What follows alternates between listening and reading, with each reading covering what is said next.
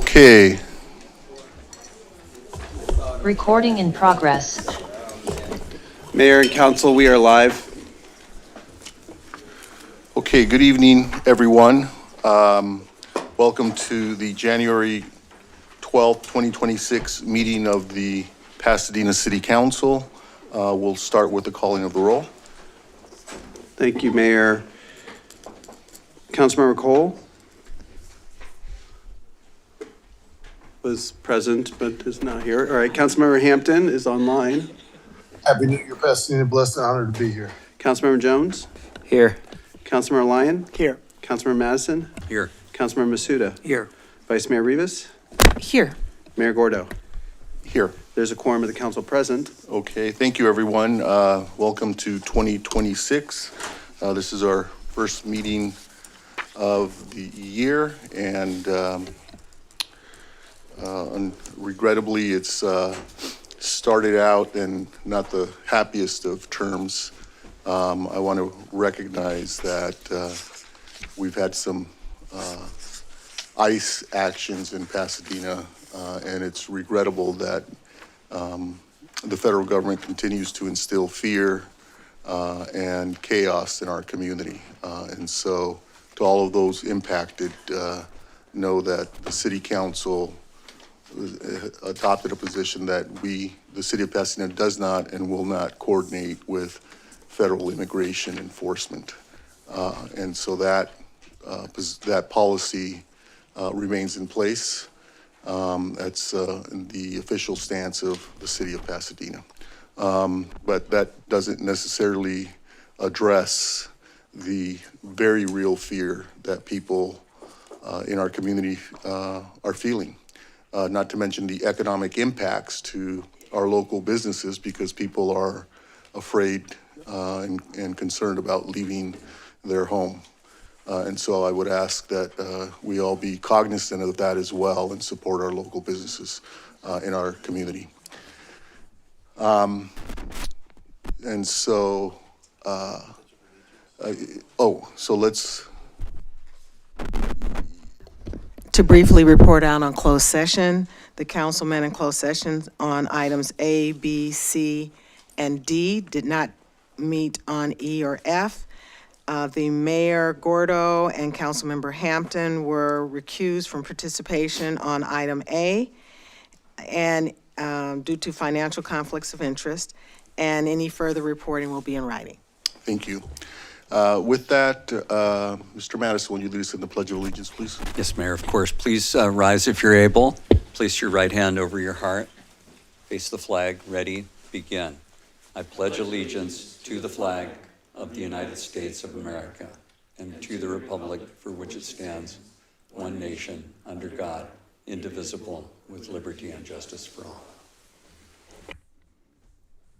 I would also, thank you, ask that we do have a couple of adjourn in memory requests, but we just passed the first year of commemorating the Eaton fire, and so I would ask that we adjourn in memory of all of those impacted by the Eaton fire, and the people who lost their lives, their homes, and life as they knew it. And so I'm going to ask that we adjourn in memory of those impacted by the Eaton fire. Mr. Madison, you had some requests? I do, Mayor. Thank you for that request. That's certainly appropriate, and I assume the whole council and the community support that. I am asking my colleagues to adjourn tonight in memory and honor of two persons who were very important for Pasadena and for West Pasadena. The first is the proprietor of Little Flower, Christine Moore. Ms. Moore passed away unexpectedly after the new year. And as many of us know, she founded Little Flower basically in her home kitchen, wanting to share the wonderful baked goods and other treats that she came up with the community at large. She had a restaurant on Lincoln for some time that many of us loved, and then after the pandemic, that restaurant closed, but she opened new site down on Colorado Boulevard in my district. And this was someone who, almost on a whim, early in her career, sublet her apartment and moved to Paris because she wanted to be a baking chef and pastry chef, and studied with the best there. When she came back, she had experience with Nancy Silverton, a very famous chef at Campanile Restaurant in Los Angeles. She published a book, ultimately, Little Flower Recipes from Her Cafe, and food critics far and wide hailed her comfort food and her, more importantly, the energy and the spirit that she brought to her different venues. She was really a special person, and so I'd ask that we honor her surviving 3 children, Maddie, Avery, and Colin, and her memory tonight. Secondly, a longtime, very prominent attorney here in Pasadena, longtime resident, Kirk Dillman, has passed away. And Kirk was someone that I knew personally. He and his wife, Lori, lived in West Pasadena for decades. Kirk was a partner in the McCool Smith law firm and was someone that really exemplified not just practicing law at the top of his profession, but also giving back to the community. Longtime trustee of the Western Center on Law and Poverty, also of other nonprofits. He was awarded the LA County Bar's highest honor for not just professionalism and civility, but also for public service. And I think it'd be appropriate tonight to honor the memory of Kirk Dillman, who also passed away unexpectedly in December. On behalf of his memory, and his widow, Lori Huff Dillman, and their 3 grown children. Thank you. Thank you very much, Mayor. And so we'll let the record reflect that the council will adjourn in memory of our two residents, as well as Eaton Fire victims, survivors. With that, and also send letters from us to the families. With that, the police chief now has an introduction to make for our new Sergeant at Arms and recognition of our outgoing Sergeant at Arms.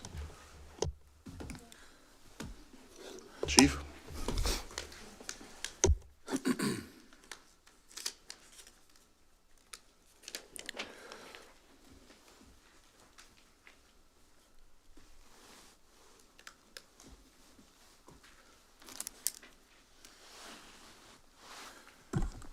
Good evening, Mayor, Vice Mayor, members of council.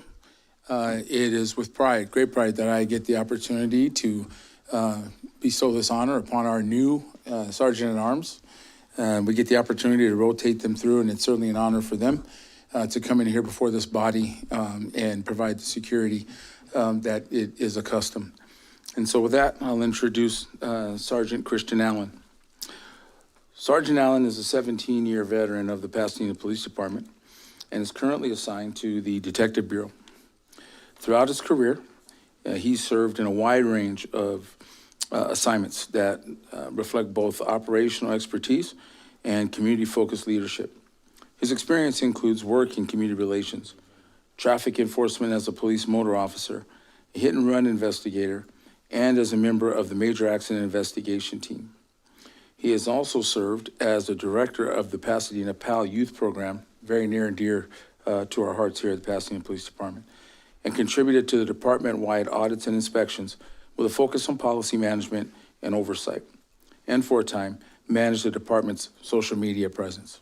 Very good at that as well. You'll hear at the end, he does like to take pictures, and he does a real good job. Real good job. In fact, his camera probably costs more than my car, I would imagine, just by the way I'm looking at. Christian holds a bachelor's degree in criminal justice management and a master's degree in law enforcement and public safety leadership. And he's currently pursuing his educational doctorate degree in organizational leadership at the University of Laverne. Christian is a member of the FBI Law Enforcement Executive Development Association, or LEDA as it's known, and has received the prestigious FBI LEDA Trilogy Award, as well as the E-Trilogy Award. He is currently enrolled in the Sherman Block Supervisory Leadership Institute with an expected graduation date of April of 2026. No doubt he's getting his mind ready to be somebody in this business. I'll probably be working for him someday. Christian is married and the proud father of 3 girls, ages 5 to 16. And away from work, he enjoys playing golf and obviously his photography hobby, and enjoys spending time with his family. With that, I'll bring up Sergeant Christian Allen to say a few words. Thank you.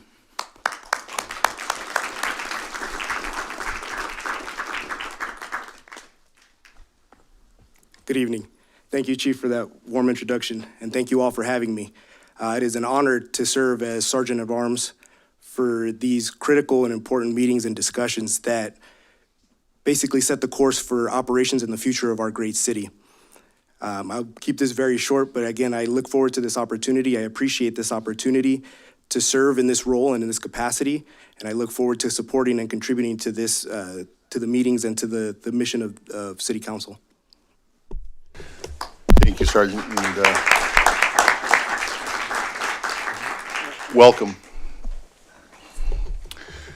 Okay, that brings us to the business of the council, starting with public comment for matters not on the agenda. We do have a heavy agenda this evening, and so we're going to ask for a minute and a half.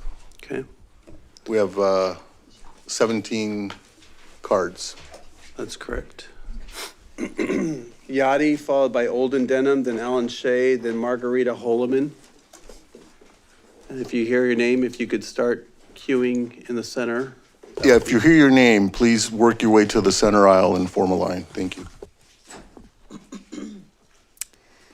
Hello, council members. I just wanted to share that well, to be honest, I'm actually not disappointed that we didn't have an Eaton Fire Memorial or a Remembrance Day. But I just want to share that, you know, we still have pressing issues as a community.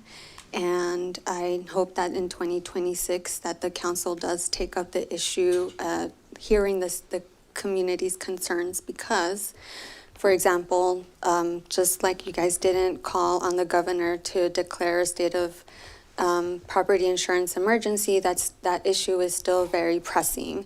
A lot of my neighbors have lost insurance, and some are now on the California Fair Plan, and we're really being squeezed to get rid of all our vegetation or possibly losing our insurance. So as soon as that insurance moratorium is lifted, there's going to be a whole lot of trouble. And I just want to see how you guys are going to rationalize asking property owners to pay more taxes to improve the fire department's infrastructure when we're struggling to pay for many, many basic things, and some of those properties that we lost or some of us were at risk of losing, we can't insure. So I really hope that you guys take this you know, with the seriousness that it deserves, and I hope that we do something. Thank you, Yadi. Olden Denham, followed by Alan Shea, then Margarita Holoman, then Kate Eisenhower. Hi, I need no introduction. I'm Olden Denham. Everybody calls me Bubba or Uncle Bubba. Maybe I was misunderstood last time, but I want to make myself clear. I requested, and now more than request, I'm demanding that we put this situation that I've been trying to deal with you for the last years. I'm demanding that we agendize it, and also that this agendized matter be an actionable event. And I'm not going to go into any explanation because you guys all know the case. You should know the case by heart. But what I'm going to say is a shame that in this country, in the 21st century, we, the people of color, still find ourselves embroiled in the toxic legacy of racial injustice, maximum over-incarceration, excessive punishment, shaped by politics, fear, anger, and straight-out just madness. And we still have police attacking peaceful peaceful protesters. We see that every day now. Not as bad as it was in the 60s. A lot of you don't know that, but if you look back and look at Bloody Sunday in Selma, Alabama, you'll see what I'm talking about. People of color have always been a target of police violence because of their presumed guilt and dangerousness. They're afraid of us because of what they've done. As a result, thousands, I say, of unarmed people of color have been attacked, Mr. Denham, and much as killed. Your time has expired. One more second. Well, Mr. Denham, we want to be fair to everyone. What we need. And we have a long agenda. I know, what we need is a generation, Mr. a Denham. new generation, just give me a short second, a new generation of activists, Mr. Denham. advocates, educationals, Mr. professionals. Denham, please. Okay, We have a but long I do request. You can have more time at the end of the an meeting. answer for my demand for. You can have more time at the end of the I request meeting. An answer on it. Thank you, Mr. Denham. Thank you. Alan Shea, followed by Margarita Holloman, then Katie Eisenhower, then Bob Brodsky, then Renee Gonzalez. Mr. Shea, welcome. My name is Alan Shea, and I'm going to read from the notice that was provided by the city attorney regarding AB 392, and I am coming before you to demand that we hear a conclusion for a agenda item to be fully executed and be one of action, and not just one that is for information. This reads that the Pasadena Police first provided training to officers on AB 392 in December of 2019 prior to the effective date. Since 2020, officers have been trained on updating policy. Most recently, they were done on March 2025 for all patrol officers.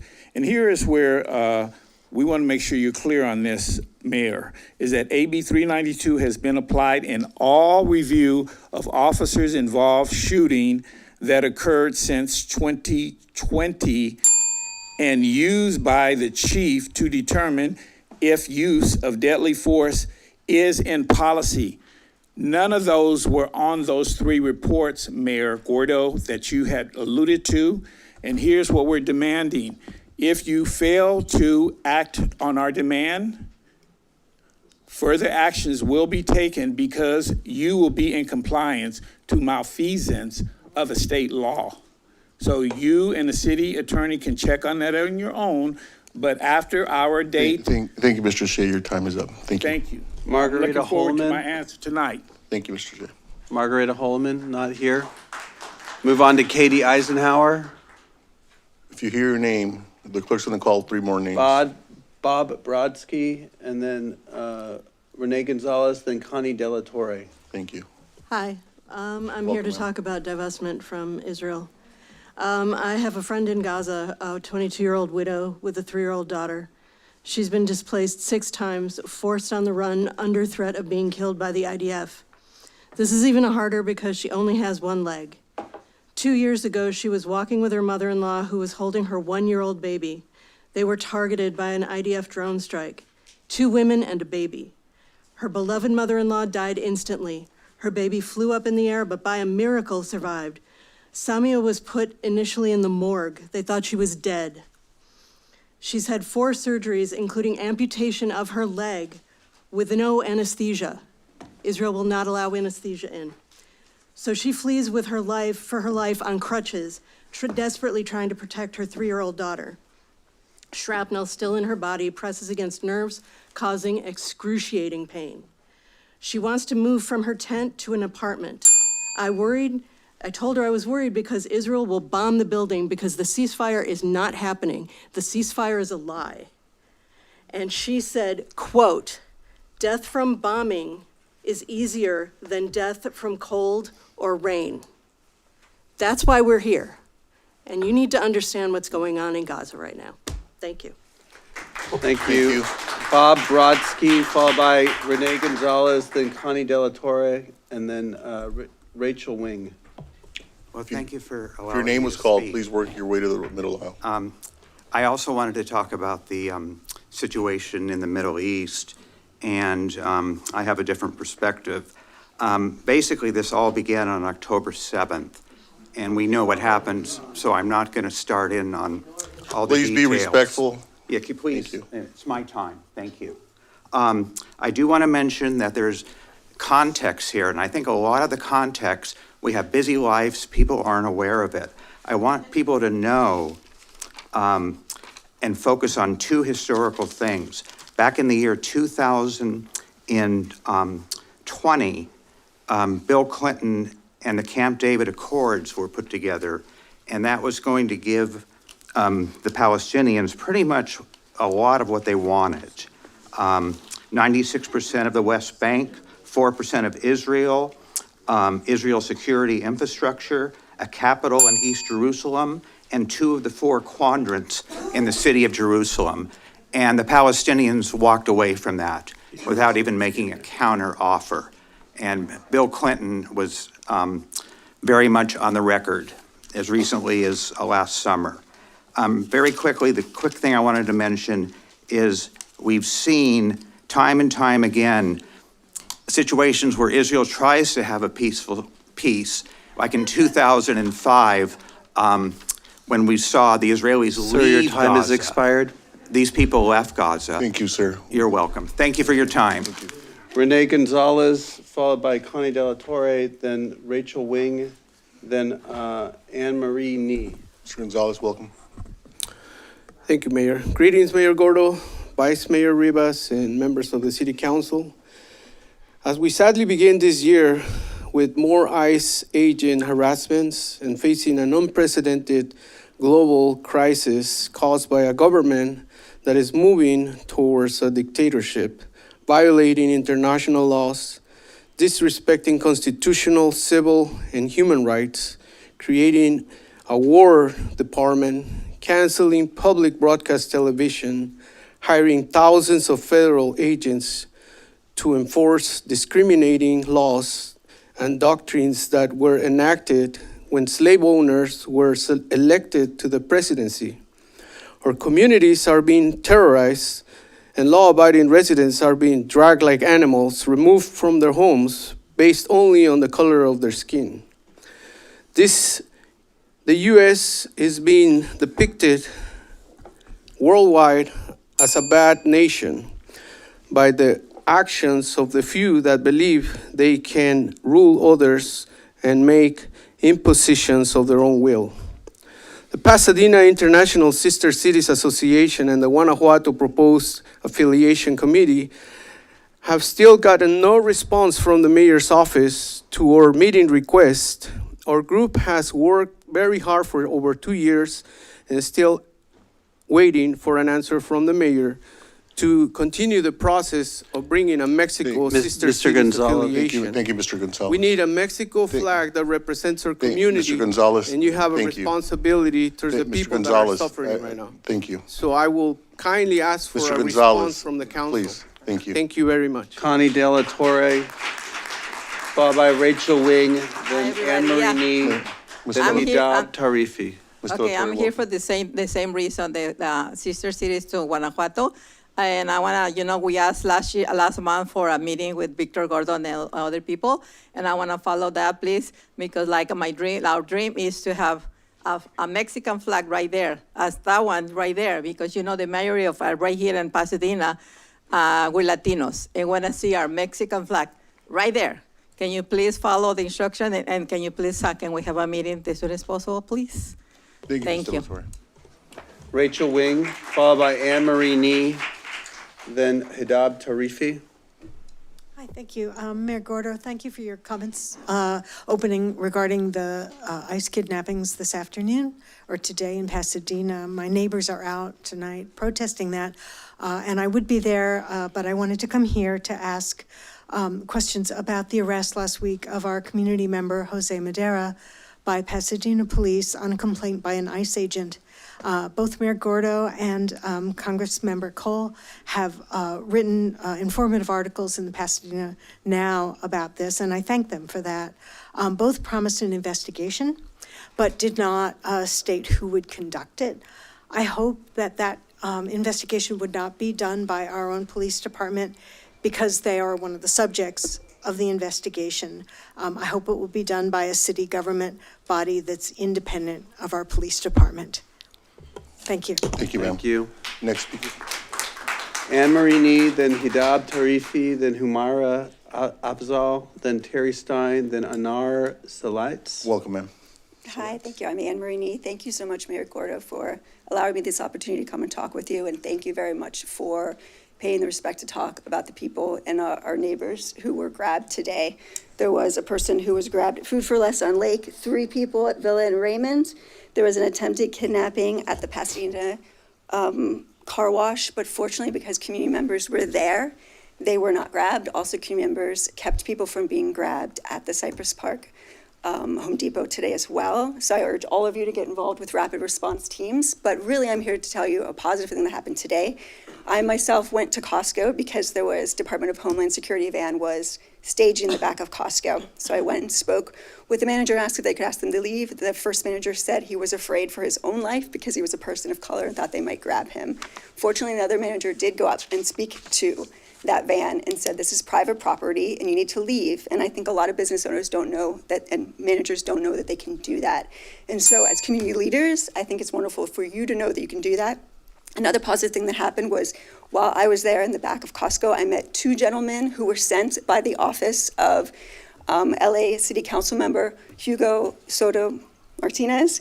And I'm sharing this with you because I was really glad to see that his office is sending people to do this work. These gentlemen said that they actually have people going door to door in their neighborhoods to sign up for rapid response. And I think obviously you were all very busy. I know there were community members that actually asked you to cancel the meeting today so you could attend the vigil. But I'm glad that you didn't, you're here. But now I ask that you Ma'am, also your use time has resources expired. to talk to community members, talk to business owners, and get people involved in training rapid response. Thank you. It's gonna get worse. It's gonna get worse. Thank you.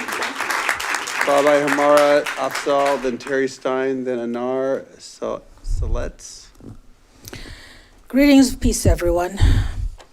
The systematic killing of women, children, and innocent civilians, and the bombing of hospitals, schools, places of worship, and homes is a genocide. This is Israel genocide against Palestinians that the United States is funding.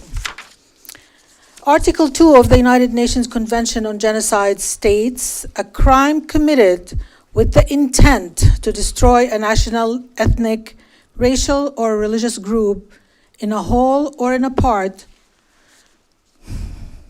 The United States government is violating international law by funding this genocide with our tax dollars. My message to those on this council and others denying that is what is happening in Gaza is a genocide, you are not qualified to make that assumption. If you cannot listen and accept the rule of law or definitions and statements on the issue made by qualified individuals and institutions, then you have no moral right to stand on.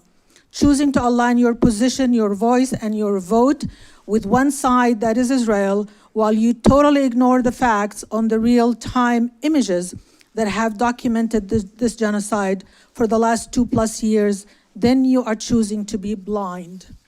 Because it is not the eye that is blind, but the heart. If this council chooses, Ma'am, your time has to continue expired. to deny that this is a genocide, we want to be fair you to choose to be everyone. on the wrong Ma'am, side of history. Thank you. Humaira Afzal, followed by Terry Stein, then Anar Salaitz, then Olivia Montenegro, Lauren Salerno, and then Raul Ibanez. At the December meeting of the Legislative Policy Committee, Chair Madison stated that Israel is not committing a genocide in Gaza. He is not a genocide scholar, and his comments ignore the opinions of the vast majority of genocide experts. The International Association of Genocide Scholars, the world's preeminent organization of genocide experts, says it's a genocide. To be specific, 86% of the IAGS's 500 members voted in favor of a resolution that I'm going to share with you that Israel's policies and actions in Gaza fulfill the definition of a genocide. I'm not going to take up your time naming all the other experts and organizations who say it's a genocide. I will say that denying it's a genocide is about as in touch with reality as saying that Nicole Renee Good was a domestic terrorist or that the ICE thugs on Pasadena streets are protecting our community. Talking about ICE, we had ICE thugs out hunting down our residents in Pasadena today. Guess who has a long history of training ICE? Israel. ICE, Israel, oppression, murder, and kidnappings are all connected. It is well documented that Israel trains ICE. Look up deadly exchange. It is not a coincidence that the tactics used against people on the streets of Pasadena and Minneapolis and Chicago are the same tactics used by Israel to oppress, kidnap, and genocide Palestinians. Meanwhile, the same companies that profit from this in Palestine and other countries and right here in Pasadena are the same companies profiting from oppression. Your and time is kidnapping. up. Thank It's you. not that Terry hard to Stein. divest. Stop Thank you. doing business with companies Thank you. like Motorola Ma'am, that are thank you. complicit in ICE thuggery right here in our city. Ma'am, You all wouldn't have I even don't wanna talked rule you about out of it order, if ma'am. we hadn't brought it up. Terry Stein, followed by Anar Saletz, then Olivia Montenegro, then Edmund Mondon, then Lauren Salerno, and then Raul Ibanez. Enough. As ICE tears apart our community, as genocide continues in Palestine, as governments are toppled for oil in Venezuela, we say enough. No more platitudes, no more speeches, no more acting powerless in the face of the federal government. It is past time for this council to use the power it has to stand up for a more just world. This city has the power to divest from the machinery of death, to divest from fossil fuel profiteers like Chevron, which profits from the plunder of Venezuela just as it profits from the natural gas reserves in Gaza. From weapons manufacturers like Lockheed Martin, which drop bombs on the people of Gaza while building aircraft to police the US-Mexico border. From companies like Motorola, whose surveillance programs facilitate police violence here, particularly against communities of color, the surveillance of our neighbors by ICE, and surveillance by the IDF in Gaza as well. I am reminded of Councilmember Lyons' outrage and moral clarity over this council's failure to extend the safe housing program. The council had a choice to make flowery statements about supporting our unhoused neighbors or to take action that would have actually offered housing to people in dire need of it. As it has done far too often, this council chose to stand on high while doing nothing to protect this community and its most vulnerable members. We say enough. Use your power to make the changes you can. No more money invested in the machinery of death. No more police collaboration of ICE, which the arrest of Jose Madera clearly shows is still happening. Ma'am, your time has expired. Act or get out of the way. Thank you, ma'am. Enough.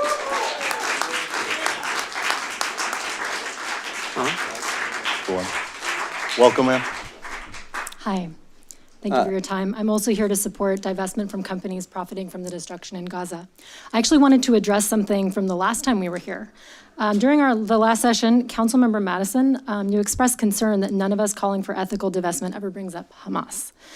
We were pretty shocked because we have always just assumed that we have no investments in Hamas, which, to be very clear, is designated by the US government as a terrorist organization. So, we better not have any investments with them. That's why we don't usually bring it up. But to be fair to you, sir, maybe that's not what you meant to imply. Maybe you just wanted to make sure that we're being sensitive to the Jewish community as well. And that is a real concern, and we share it. Many of us who come here every week are Jewish, and every single one of us, every single one, has Jewish loved ones. That's just how our community rolls. We show up to ask for divestment from companies profiting from genocide because we believe that all of humanity is one family, each of us with equal worth, and we are so lucky and so proud to live in a community that truly believes in these principles. When we count the dead since October 7th, we of course count and mourn the dead on both sides. Of course we do. We're here because that death toll continues to rise, with over 400 Palestinians killed in Gaza since the so-called ceasefire.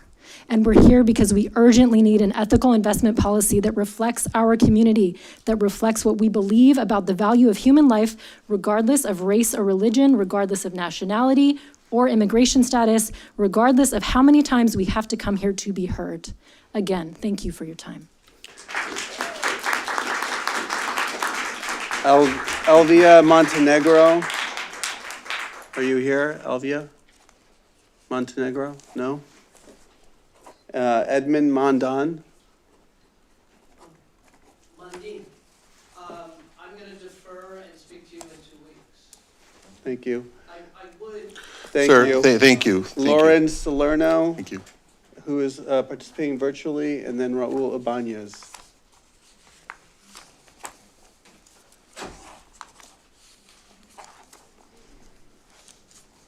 Lauren, are you there?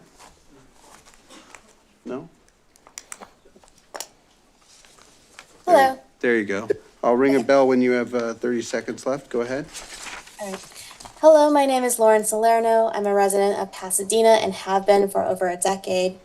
My heart is heavy over the last year for so many reasons, but today what is heaviest on my heart is the continued ICE activity in Pasadena.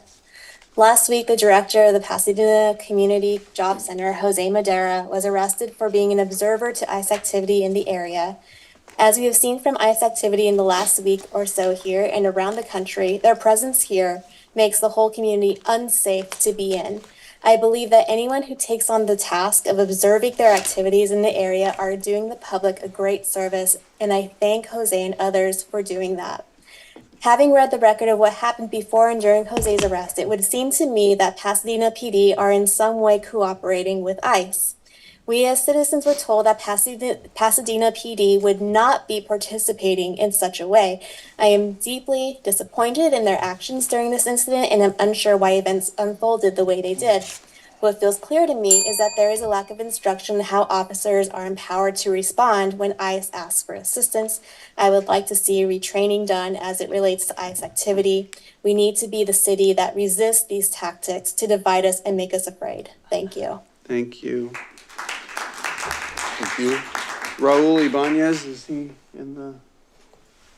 Mr. Ibanez? No, okay. That completes public comment on this, Okay. on matters not on the agenda. That brings us now to the consent calendar.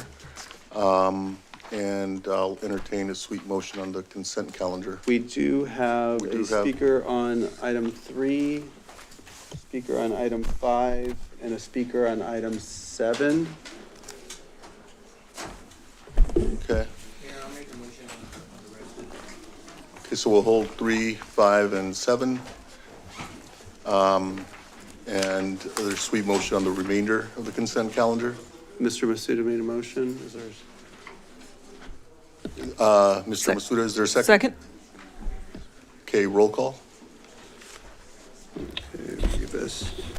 To approve all of consent items except for 3, 5, and 7. Councilmember Cole? Yes. Councilmember Hampton? Yes. Councilmember Jones? Yes. Councilmember Lyon? Yes. Councilmember Madison? Yes. Councilmember Masuda? Yes. Vice Mayor Rivas? Yes. Mayor Gordo? Yes. The motion is adopted without opposition. For 3 and 5, there was one letter advocating for city staff to properly water the city's urban forest. For item 5, there was one letter in support of the staff recommendation advocating for the city to include a formal first source local hiring plan in the agreement, and one letter in support of the staff recommendation. Those letters have been distributed to the council, part of the record for the public hearing, for the items. Okay.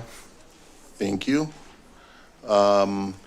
Mr. Madison, you requested that item 5. I did, Mayor, and I thank you for the time, and I want to be brief and measured. I am likely. I'm sorry, Mr. Madison. Yeah. So I forgot, I neglected to mention, we have our new shot clock here that you've requested and others have. And as part of the council retreat, we agreed to stick to the shot clock.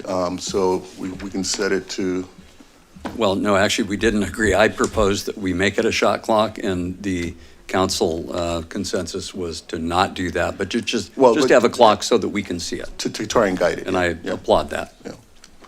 So, Mayor, I intend to vote no on the ENA, on the what's been known as the lake and villa property, and the reasons are I don't think fully known to the public, and this is really my problem with the proposal. I yield to no one in supporting the construction of more affordable housing in Pasadena, yield to no one in my admiration and respect for Charles Loveman and Heritage as an outstanding counterparty or partner to do that with. But the problem I have with this proposal is the process was not transparent and was not appropriate. And at a time when we are facing significant financial headwinds, we don't have any other alternatives to compare this proposal to, as I think we should.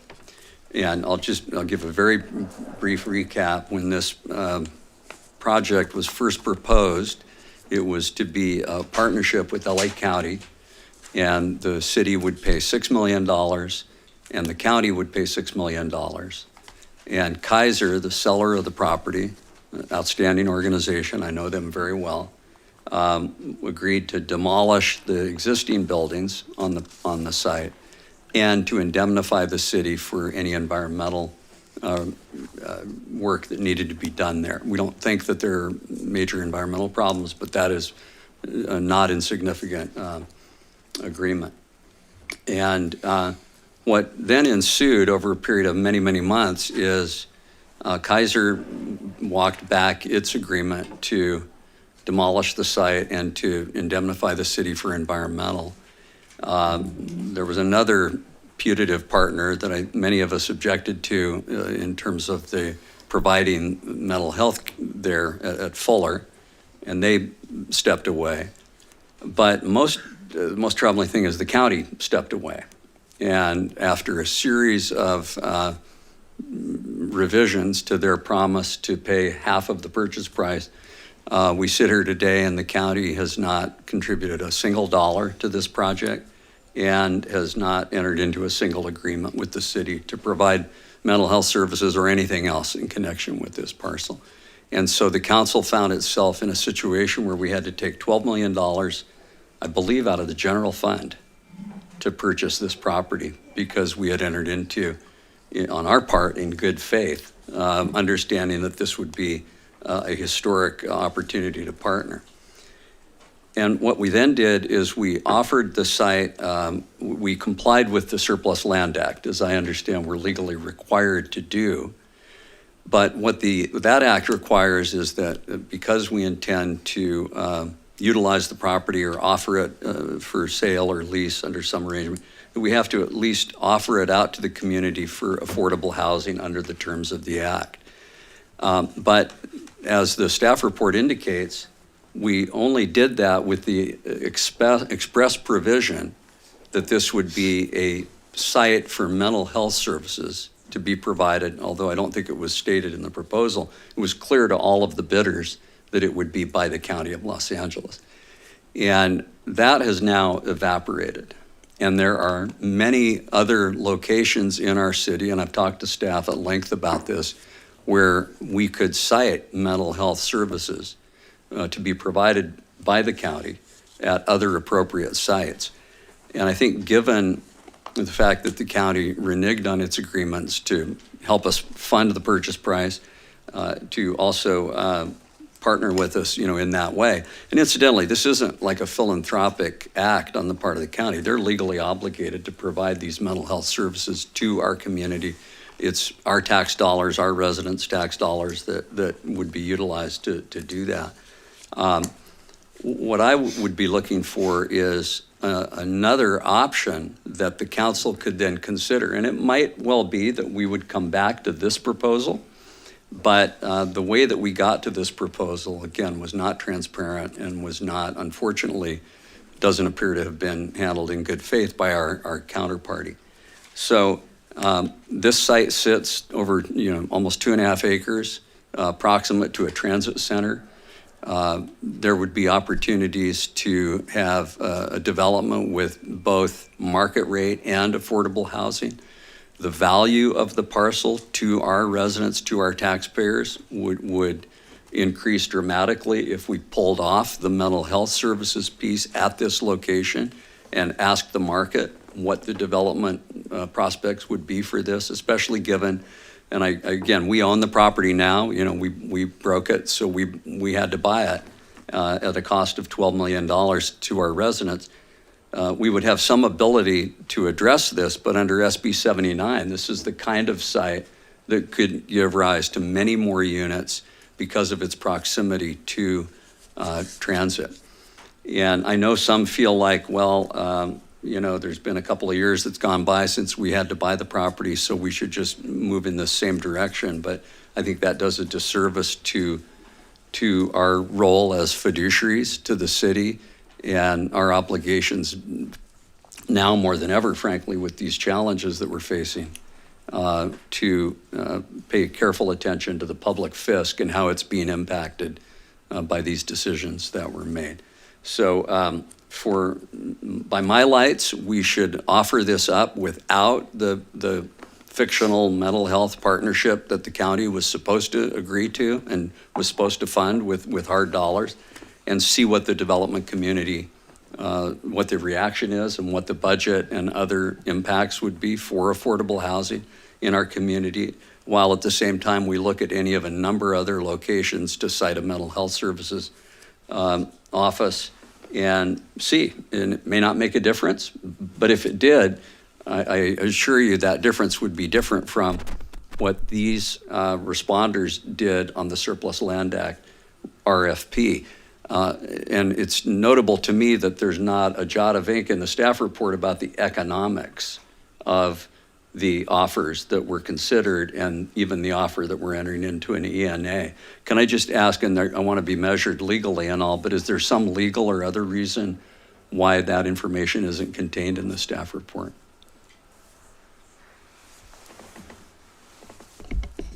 I'm not aware of any legal reason it's not contained. And I do believe we were working with some financial consultants. I do know they have a PowerPoint presentation if the council would like a presentation. I don't know the extent to which it includes financial information, but we could certainly ask the team, since they have been working with financial consultants on the process. Yeah, I mean, again, for me, it really kind of goes, that's the heart of the issue is we now own this property at a cost of $12 million to our residents.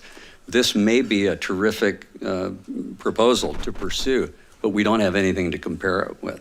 And remember, when we purchased this property, we didn't even have an appraisal on the property. I had to ask and frankly had to fight to get an appraisal, but we made the commitment without even having an appraisal. And I don't think that's sound fiduciary practice in terms of protecting the public fisc when one is purchasing real estate, that one then owning it has an obligation as well as an opportunity to realize the highest and best benefit to the community sort of across the board. So I still think we can do great things at this site. I'm anxious for us to get underway with that. But bad process equals, for me, an unacceptable and non-transparent result.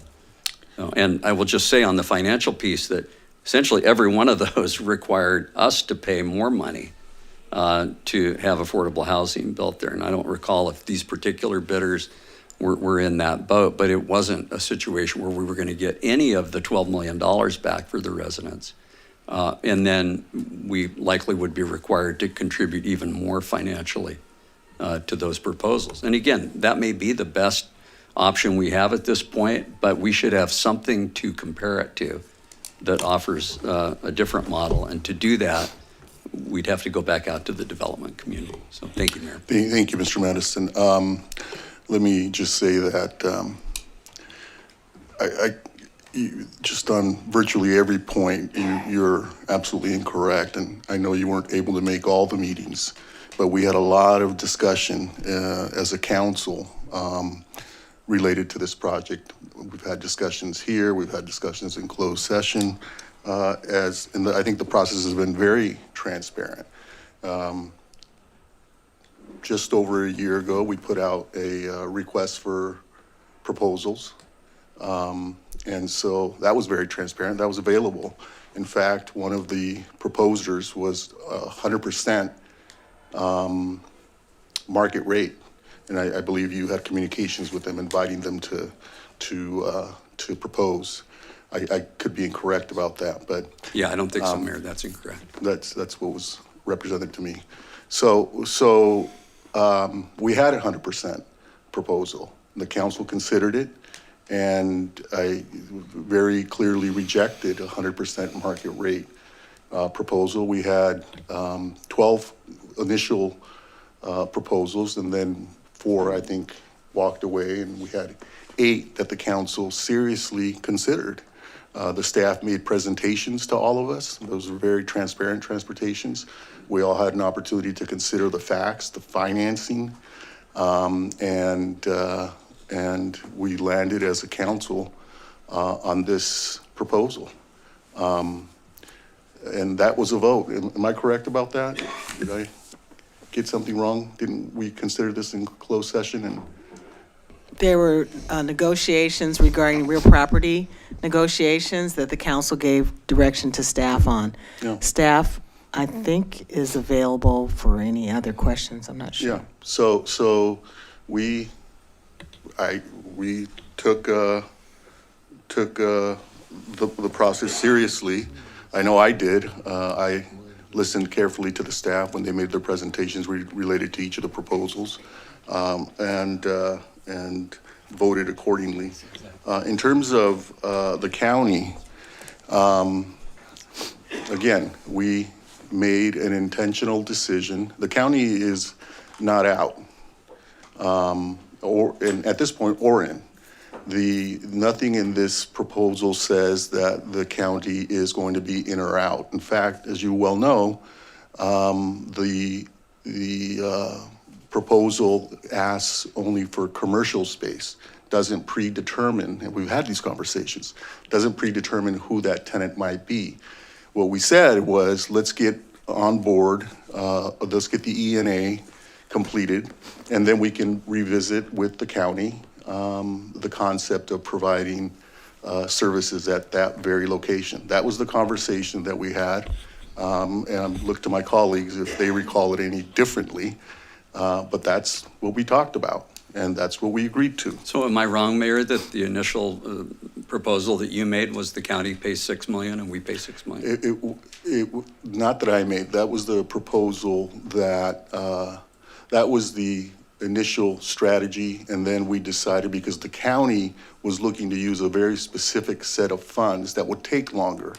What we decided as a council was, let's just move forward on our own, and let the county work out its funding mechanism. And then if they would like to be tenants and provide services, if we can get to that point, great, we'll do that. And that's going to be the next step. That's what the city council agreed to.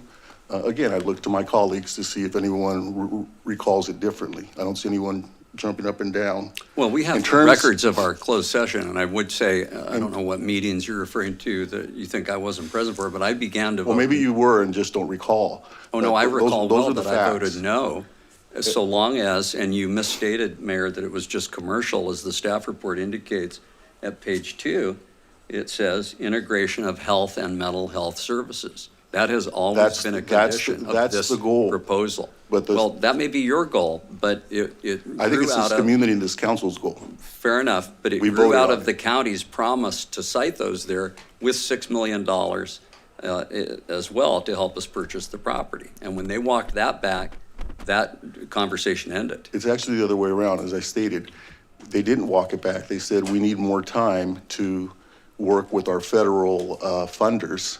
What were the funds, Mr. City Manager, that they were looking to use? I think they were called Section 108 loans, something like that. But that was different from the initial proposal. The initial proposal was that they would pay half the purchase price. Then it became, well, we'll pay advance rent on a 20-year leasehold. Then it became, Mayor, this is written down. It's really not something we should debate. Everyone's entitled to their own opinion, but not their own facts. These are the facts. And ultimately it became they would try to secure a loan based on Section 8 and security and the like. And at the end of the day, we walked away. And if I'm wrong about having $1 of county money here or one signed agreement with the county, I hope somebody will speak up, but I'm not wrong. So the other point that you're absolutely off on is SB 79. This is an SB 70 within the catchment area. There's nothing, and there is an opportunity, and we should encourage whoever the developer is to look at that. We control the property. SB 79 clearly applies. There's no opting. You're suggesting that we look at it in the context of SB 79. We don't have a choice. The state. We do if we own it, Mayor. No. The state makes it. No, we don't. The state applies. The state rules apply to us like they would apply to anyone else. And so, you know, we can ask the developer as part of our agreement not to apply SB 79, but it applies unless we tell them we don't want that much density, which we ultimately control. Unless we sell the property, then that would be a different story. Well, again, in a sale so- agreement, we could contract around that. When it's different when we're the owner. Yeah. Yeah. So We agree on that. in terms of an appraisal, you are correct that when we moved in the direction of acquiring the property, in other words, we wanted the option to purchase it, we didn't yet have an appraisal. But Mr. City Manager, my recollection is that there was an appraisal before the City Council when we voted on the decision to move forward with the sale. Am I correct about that? That is correct. So, again, Mr. Madison, that's a fact. These are not facts that I'm making up. You know, I think it's wrong to put false facts into the public record. There was an appraisal before the City Council when we voted on that. And actually, the appraisal showed that the property is worth about $4 million more than what the city acquired it for. Yeah, so Mayor, I'm sure you recall that. I absolutely do. What I recall is when the council voted to pursue this, and you're well aware because there was a press conference the next morning that you appeared at, announcing this partnership. The only appraisal that existed was one from before COVID that was in the amount of $7 million. And the purchase price was $12 million. And the statement was made, well, this is, real estate prices have gone way up since COVID, which is counterfactual. That was not true. And then the secondary argument was, but we're only paying half anyway.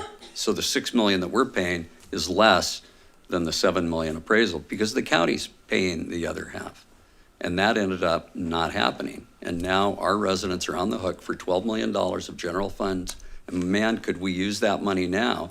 But I submit that this property is potentially more valuable, but only if we consider a range of options and offer developers to consider partnering with us without this fictional idea that there's going to be a county mental health program. We can put the county mental health program anywhere.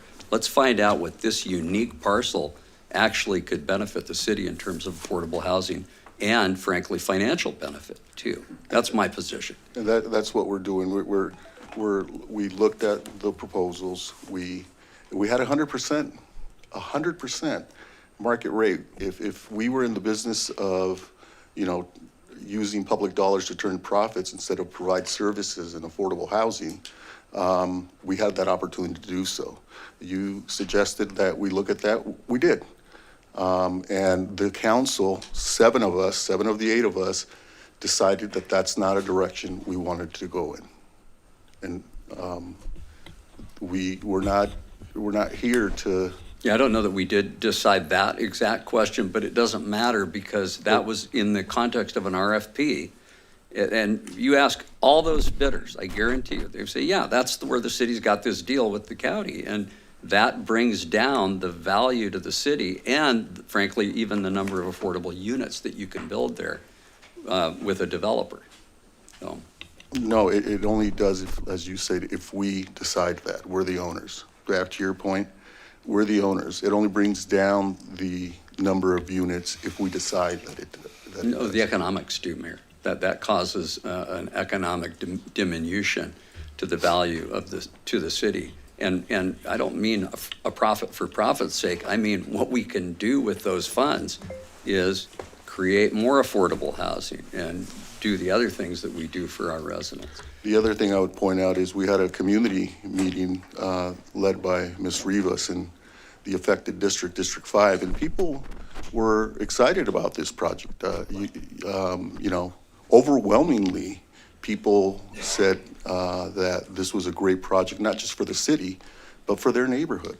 Ms. Rivas, did you? I'm sure, but there was no alternative presented to them, Mayor. Yeah, thank you, Mayor. Yes. I'll chime in here. As you mentioned, this is my district, and if anyone wants to know why our meetings start so late, it's because we're having these conversations in closed session.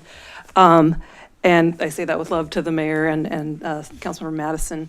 I think we're basically rehashing discussions we've had, important ones. And I'm very respectful of Councilmember Madison's position.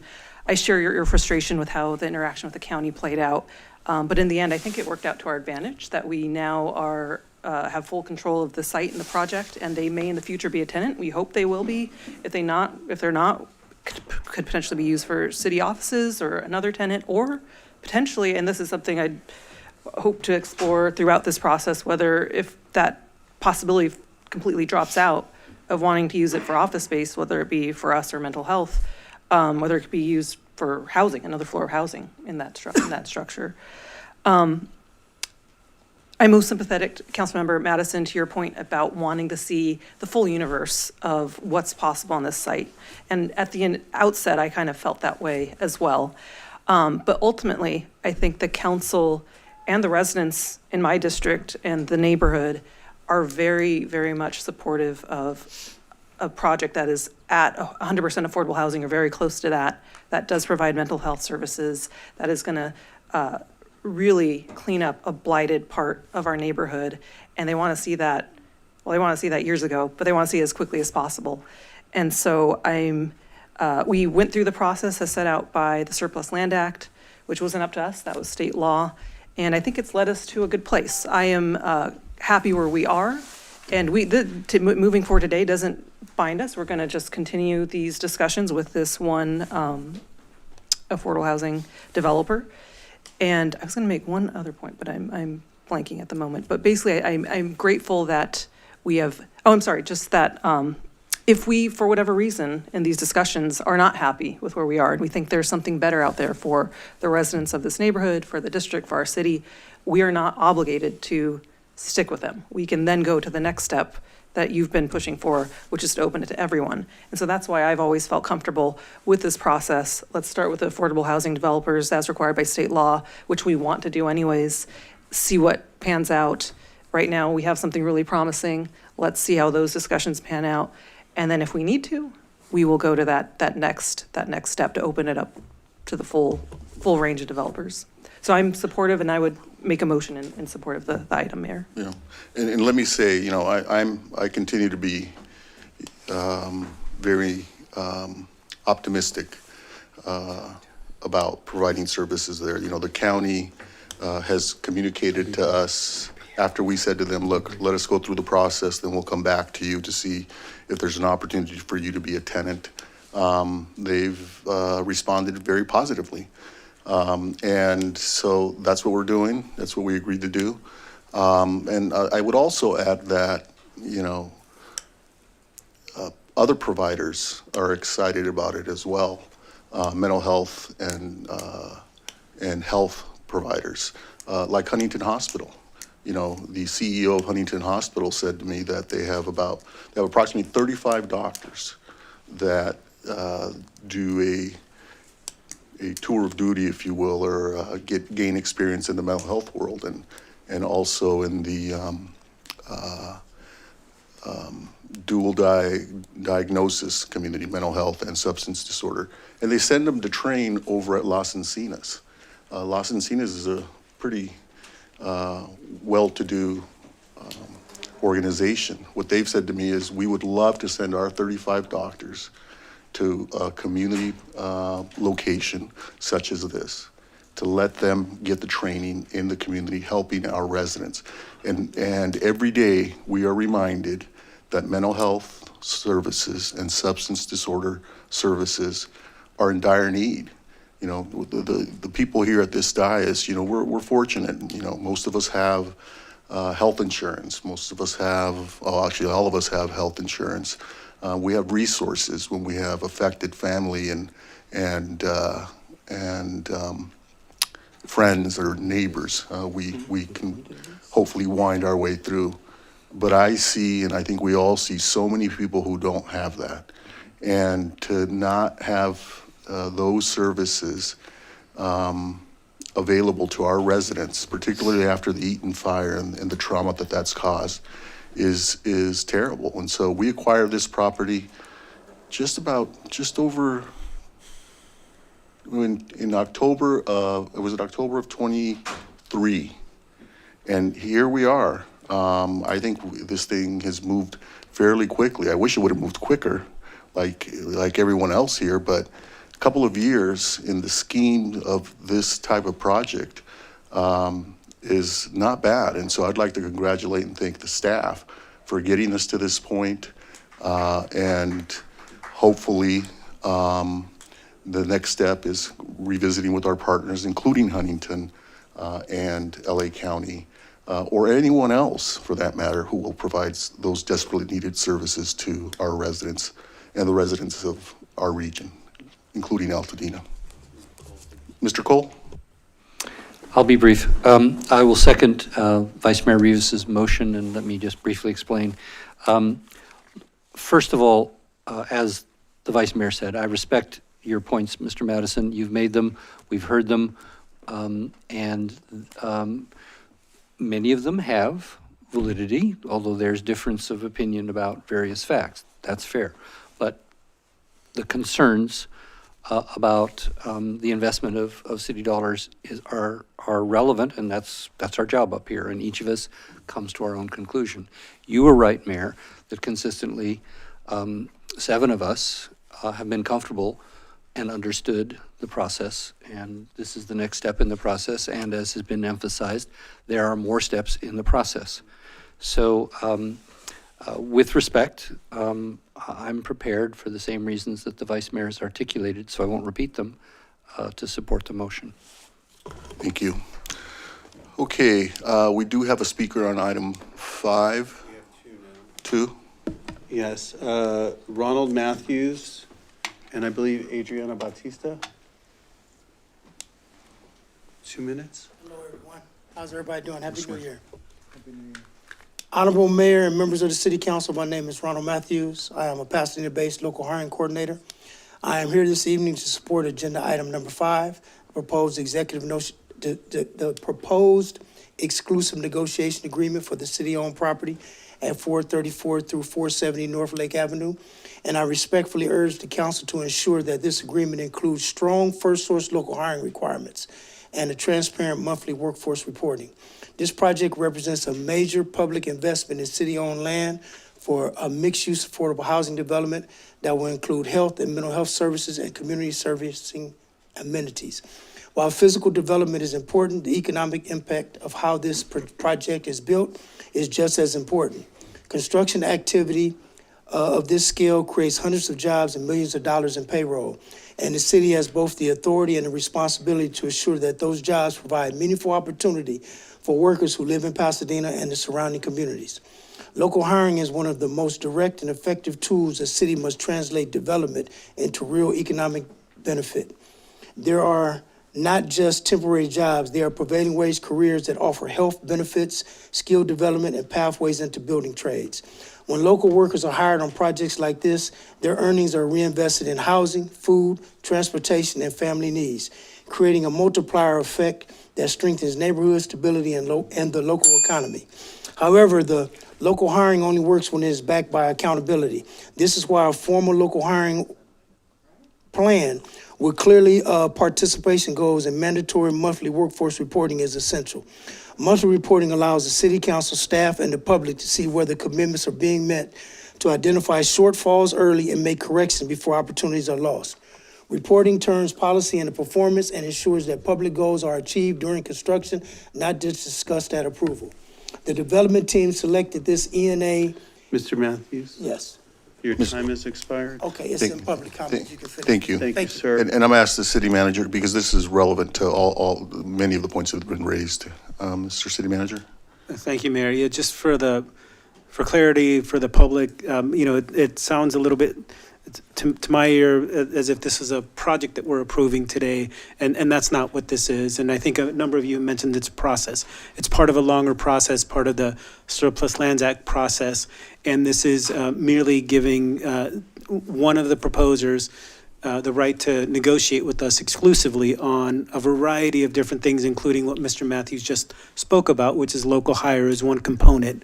And there will be all the rest, finance, everything else, what we do with the commercial space. That's going to be subject to negotiations. Thank you. Yeah, it's all, this is just essentially determining who we're negotiating with to help define the project. Ms. Bautista, oh, sorry, Mr. Cole. Mr. Cole? This should be standard for all of the projects, and I hope that's clear. And I also hope that we'll have this be an ongoing program rather than try to start it up with each and every developer. I'm not a member of EdTech, but I know that the chair of EdTech cares about this. I would hope that we would develop a program that is standard, so we are not negotiating. This should be a cornerstone of how we do business in our city. I think for city projects, it very much is, but I think the points are well taken. Ms. Bautista? You're speaking on items, 5 and 7, right? Because those are both consent, so you have 2 minutes for okay. both of those. Go ahead. Okay, so the property at Lake, I support it being for affordable housing and community services. This is something that's been talked about for years now.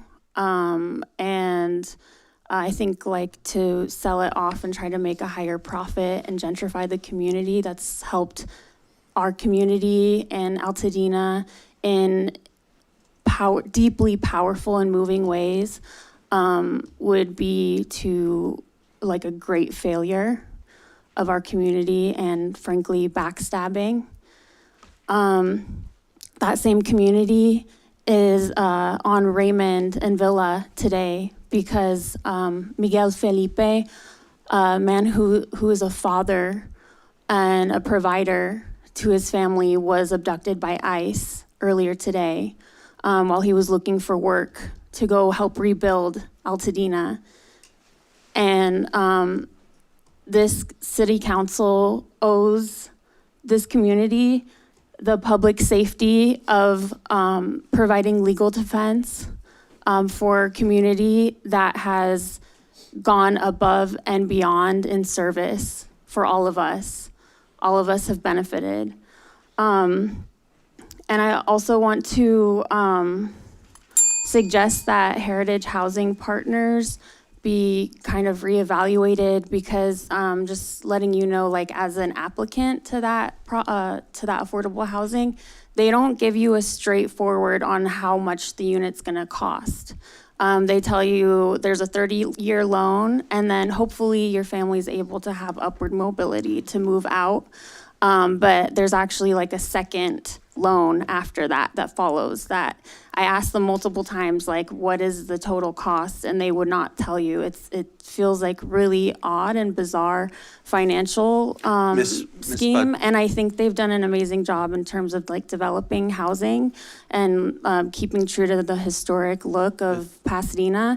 But I just want to like flag that financials do not make sense as an applicant, and it's not affordable. Thank you. You want to, Mr. Madison's in the queue. Mr. Madison? Thank you, Mayor. Miguel, I just want to make sure that, do you have the parameters of the negotiation? Or will that be determined at a future time? And I know you need to be measured and not go into those, but you feel you already know what the parameters of the city's position in the negotiation is? Myself and my staff have an understanding of the things we need to negotiate and bring back to council for its consideration. Okay.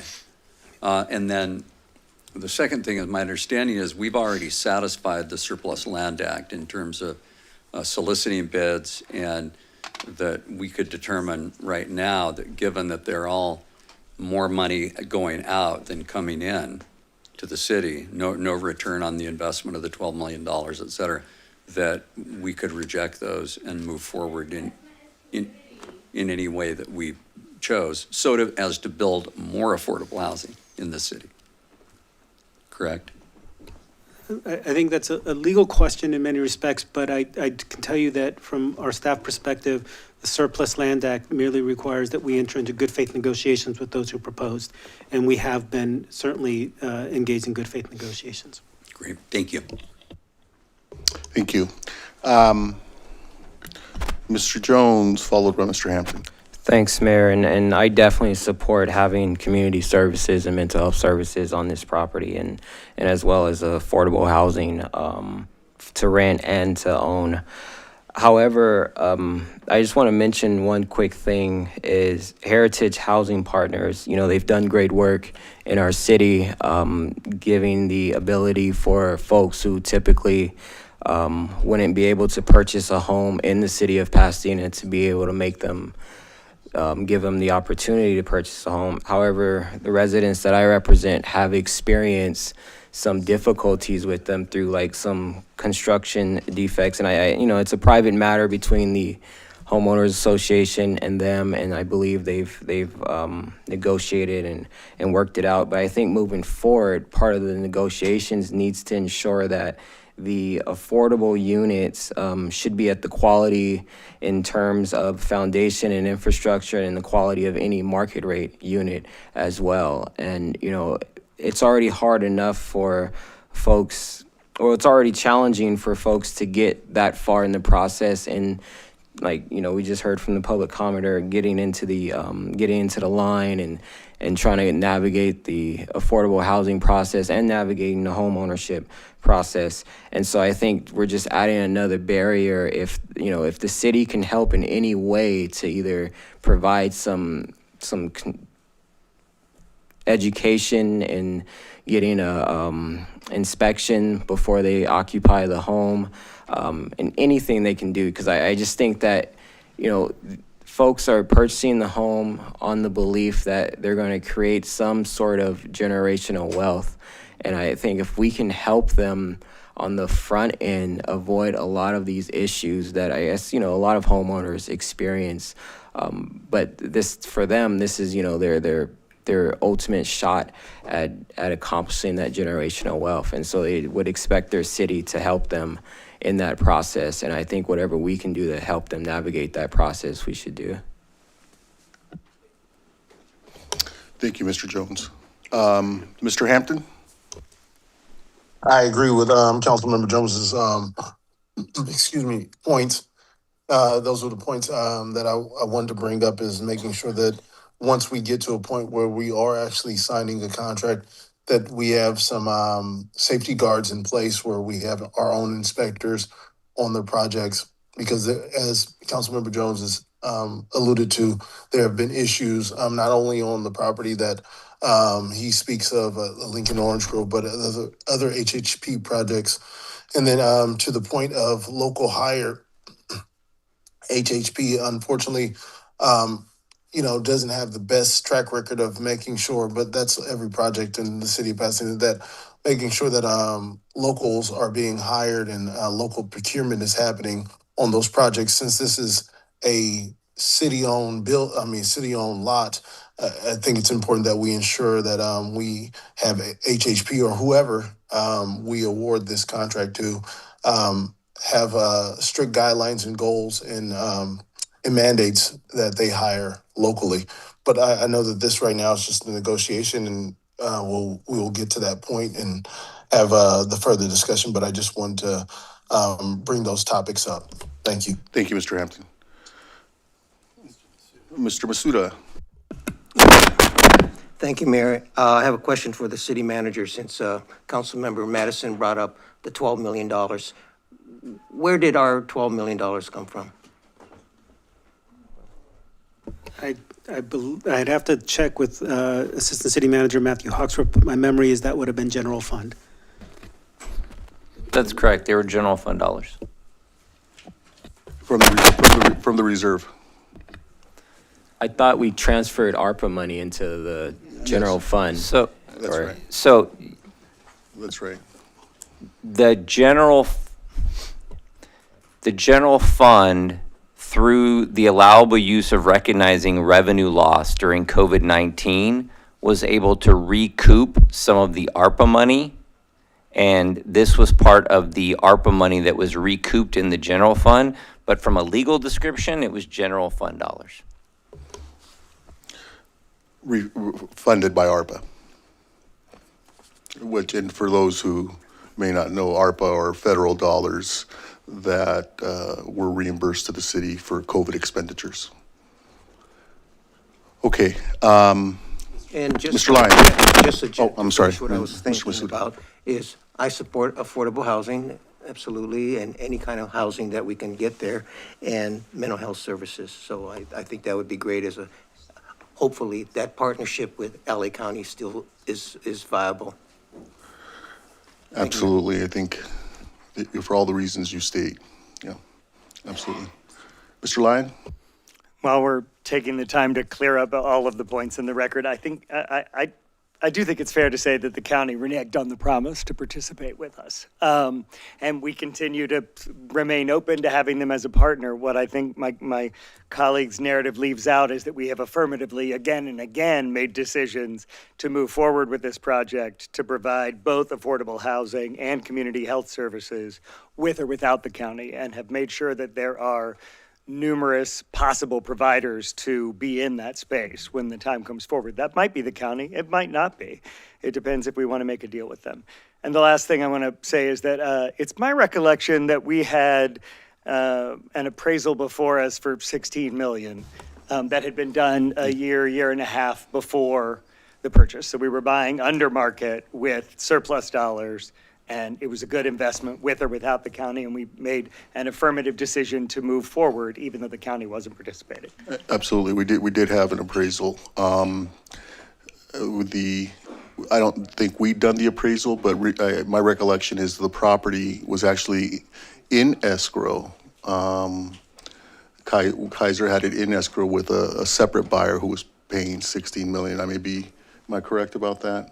I recall they had either an offer or were in the process of selling it for 16 million. That's where the 16 million number came from. But Kaiser actually sold it to us at a better price for the purpose of providing these services. So, we did make a commitment to the community to say this is what we're doing when we invested those dollars, and I think we should keep that commitment, or do everything possible to do so. I can't, housing, mental health services, and health services are some of the greatest needs in our community right now. Okay, and this is an opportunity to address all three in one project. There's a motion and a second for three. Well, for five, okay. Roll call? To approve the staff recommendation for item number 5, Councilmember Cole? Yes. Councilmember Hampton? Yes. Councilmember Jones? Yes. Councilmember Lyon? Yes. Councilmember Madison? No. Councilmember Masuda? Yes. Vice Mayor Rivas? Yes. Mayor Gordo? Yes. Motion is approved, 7 in favor, 1 against. Okay. Thank you, everyone. We have speakers on items 3 and 7. Yadi is for item 7. And Mike Polka, who is online virtually, will give public comment for item 3. Welcome back. On the, 2 can minutes. you hear me? Yes. Okay, yes. On the local hazard mitigation plan, I know that this is more of a compliance checklist item to obtain grant money. But I just want to make a note that this was one of the items that I asked for in my public record request of February of 2025, when I asked for a series of emergency planning and evacuation plans from the city, which the city almost gave me nothing. And the response was that non-disclosure outweighed because it was in the interest for the city to maintain public safety. But just so that the public is aware, and we're all aware, that I did not get a copy of this plan that you guys are going to be approving today, which I asked for in public record request. And this is important information for the public to have on hand to make educated decisions about, for example, funding infrastructure projects related to safety and emergency preparedness. Thank you, Yadi. Thank you. And then Mike Polka, is he online? Mr. Polka, welcome. I see you. You need to unmute, Mr. Polka.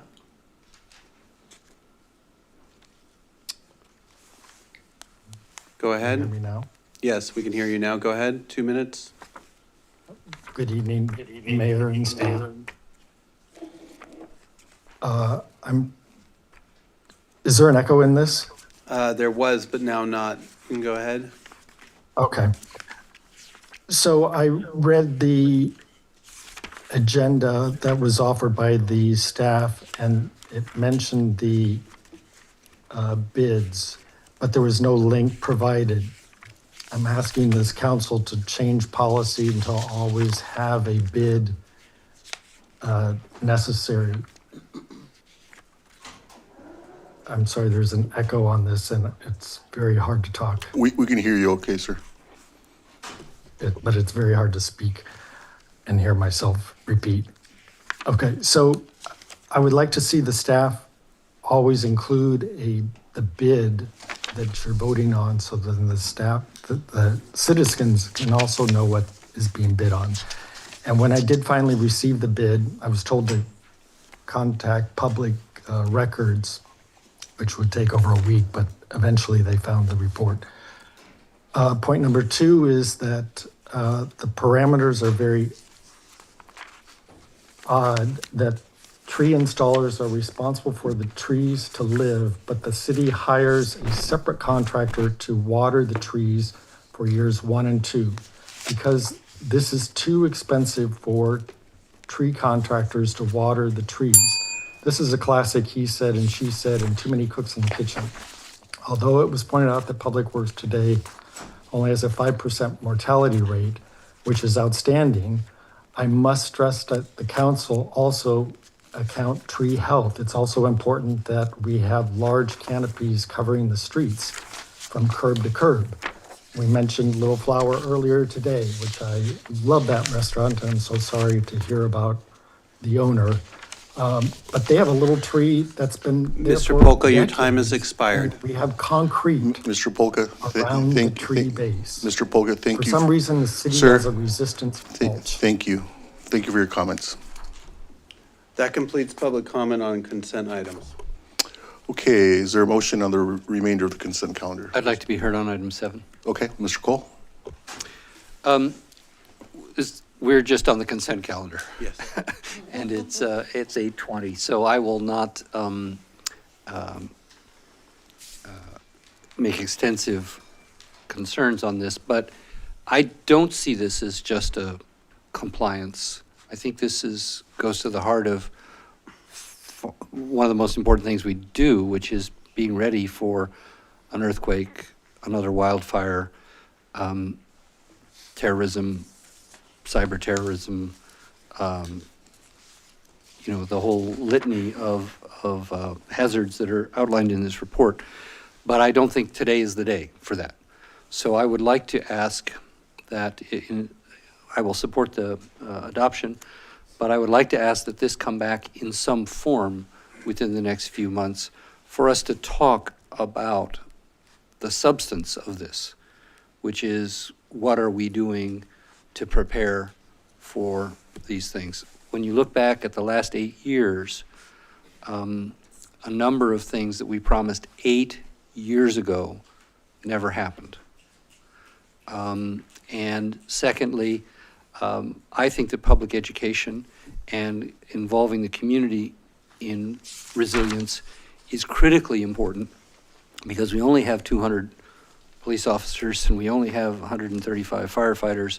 And in the case of an earthquake or other disaster of that magnitude, even the wildfires we experienced a year ago, people died because there weren't enough people to help out. And so those are marked as low priorities in this plan. And I think that that's, from the substance standpoint, I think we should come back to this. I'm not interested in relitigating this line by line tonight, but if I can have that commitment from the city manager and the fire chief, that we'll come back to the substance of our preparation for these kind of disasters, I'm prepared to make a motion. Thank you. Mr. Marquez, can you make that commitment? We're always happy to come back and talk more about it. I was trying to find out, it says here that it went through public safety. I don't know if if there was substantive discussion there, but we could Right. always bring it back to public safety and have further I'd like to bring discussion it if back you'd to the like. whole council. It has budgetary implications, but it also has organizational implications. And again, I'm not going to go into detail, but we now have an emergency services manager. But it says that they will be jointly responsible for this along with departmental supervisors. From a collaboration standpoint, that makes sense. From an accountability standpoint, that's why we didn't finish all the things we did in the last 8 years. When everyone is in charge, no one is in charge. And something as critical as protecting this city from the inevitability of an earthquake and the very high risk of having a catastrophic natural event, whether it's fire, wind, extreme heat, I think that that's a critical issue. Mr. Madison earlier was talking about public safety as an important issue in closed session. I share that, and I think we all do. So can we bring that back? Sure, if the council would like us to bring it back to the full council, happy to do that. And I'll note, when I got here in August of 2022, we were still on the heels of COVID, and I was surprised to learn we did not have an emergency management manager. One of the first things I did is I said, we need a full-time person. So I agree with you on that. And Ms. Procopi has been terrific, but happy at the council's direction to come back and have further discussion in front of the full So council. I'll make a motion with 3 parts. One, that we approve the staff recommendation. 2, that a workshop of some kind on our hazard mitigation and response and resilience be scheduled in the next 4 months. Number 2, I think we should correct the spelling of Arroyo Seco in the document. I think we should also reconcile the 2 different population numbers in the document. And probably most importantly, on page 134,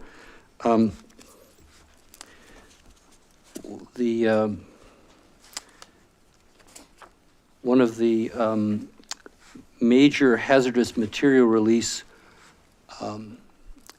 sources is the Chevron Pasadena refinery.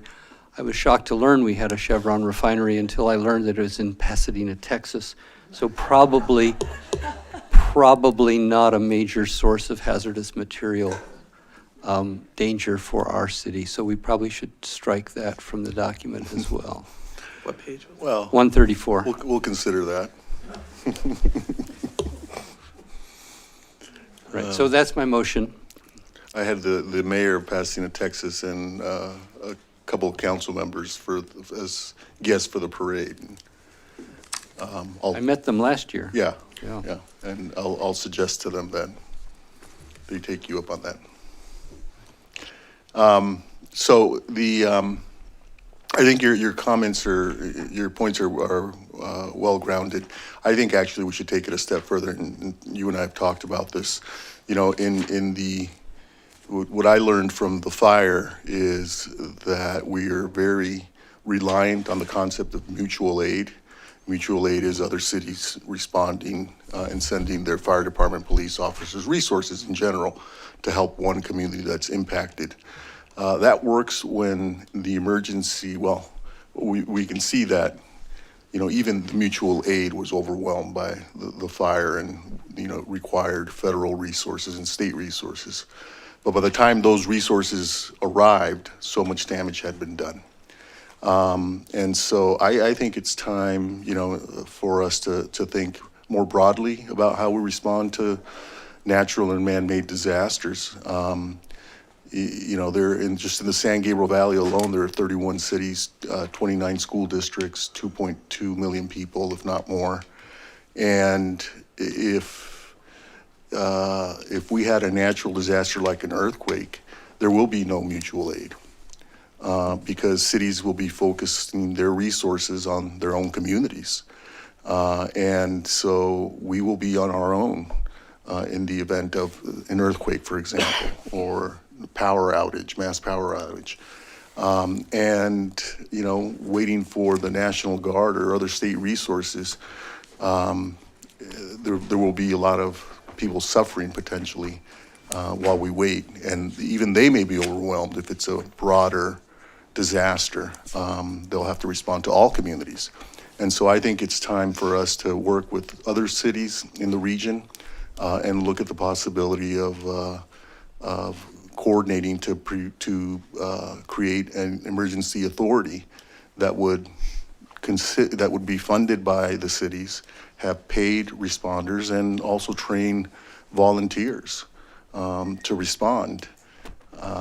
Many of the people who were trained by the Red Cross and others said to me, we didn't know where to report. We didn't have a centralized location. So I think it's time for us to work as a region to have those resources readily available to respond to our community and our neighbors in the event of an earthquake. And so I think, building on your point, I think we should talk about that as well. Is there a second to my motion? I would add that as a friendly amendment to your motion. Absolutely. I'll second. Okay. Moved and seconded. Mr. Masuda. Oh, Mr. Masuda, thank you. Thank you, Mayor. Just when you were talking about resources, I thought about the Marine base. In the past, they were willing to help with earthquakes and fires and stuff because they have the equipment that we don't have. Yeah, so just to remind you about that. But it all depends on who the commander is at the time. That has been a difference. Well, I know the commander there now is very eager to work with us, and you're absolutely correct. A lot of people aren't aware that we have we're a full service operation apparently in Pasadena. We have a Marine base in East Pasadena, and they also should be included in the conversation because they could be very helpful. The the city clerk has suggested that I include item 3 in my motion, so it's okay. It's both of those. So the provisions of the items that I enumerated on item 7 plus number 3, if that's acceptable to the seconder. Mr. Madison? Yeah, could you just state the motion, because I'm uncertain about this new agency or something that was being discussed as an add-on. I'm going to do the best I can. It's to approve the staff recommendation with staff directed to come back with a workshop on the local hazard mitigation plan to be scheduled the next 4 months.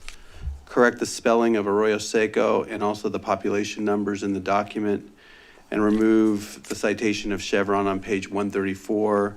There was also a friendly amendment to add to work on a regional approach to a disaster such as a earthquake with local cities.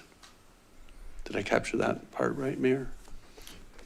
Yeah, I think it's to build on Mr. Cole's suggestion that we broaden the discussion to include coordinating with our neighboring cities. As part of that discussion that we had. Yeah. For the local hazard mitigation plan. Right. Yeah, I mean, my sense is that's already happening through mutual aid compacts and the like, as well as, centralized emergency command. When you were out of the room, I was listening when I was out of the room. When the fires occurred, that worked pretty well down at the command center at the Rose Bowl. So my concern is just that this not be misconstrued to be that we're going to embark on the formation of something, especially you mentioned, Mayor, city resources that we don't have, frankly, and that we should be using for our own public safety. Yeah, no, we're not dedicating any resources. I'm wanting us to coordinate. We do it with housing. We do it with lobbying, Sacramento, Washington, D.C. We should be doing it with emergency services as well. Mutual aid, well, you heard what I had to say, may not always be there. Well, it sounds like a criticism of our public safety No, departments, absolutely. and I fear that we already are doing it. I understand we're doing it in housing, we're doing it in lobbying, and we're doing it in public safety too. And I will tell you that we didn't discuss this at the Public Safety Committee when we heard this. So this new sort of pursuit of something regional. So I'll support the motion, but I'd like to know a lot more about that, and I don't want to Yeah. dishonor our public safety departments by Oh, no, claiming no. that they're not doing something. No, thank you for pointing that out. No, absolutely not. They are Pasadena, all employees, fire department, civilian sworn, police department, civilian sworn, all departments, recreation, parks, public works, every department responded heroically. Our staff did all that they could. What I'm suggesting is, if we can work with our surrounding neighbors to bring our staff more resources and to assist all of our neighbors, we ought to be doing that. And so we should have that discussion. Okay. With that, roll call. This is approved, both number 3 and number 7 as amended. Councilmember Cole? Yes. Councilmember Hampton? Yes. Councilmember Jones? Yes. Councilmember Lyon? Yes. Councilmember Madison? Yes. Councilmember Masuda? Yes. Vice Mayor Rivas? Yes. Mayor Gordo? Yes. Motion is approved without opposition. Okay, thank you. The consent. That's the consent calendar. Did you want to do the ordinance quickly? Item Yes. 15. Yeah. This is an ordinance of the City of Pasadena amending various sections of Title 17 zoning code of the City of Pasadena Municipal Code to update permit thresholds, signage and awning requirements, outdoor storage, accessory dwelling unit, and junior accessory dwelling unit regulations, temporary use permit requirements, design review process, notice procedures, and areas where animal grooming and animal hospital uses are permitted uses. I'll offer it. Offered by Councilmember Hampton. To conduct first reading, Councilmember Cole? Yes. Councilmember Hampton? Yes. Councilmember Jones? Yes. Councilmember Lyon? Yes. Councilmember Madison? Yes. Councilmember Masuda? Yes. Vice Mayor Rivas? Yes. Mayor Gordo? Yes. That ordinance for first reading was conducted successfully. You want to go to, in the next, is item 11. Okay. Ms. Rivas, I have colleagues, I have to step out. I'm handing the gavel over to Ms. Rivas. And for item 11, we have 3 speaker cards. There's also the city clerk's office. This is old business. The city clerk's office received 15 letters advocating for the city council to protect tenants from discrimination, requesting the return of documents provided during the rental registration process, and providing rental related comments, and 1 letter advocating for the city council to take action to defend and represent the city's underrepresented immigrant community.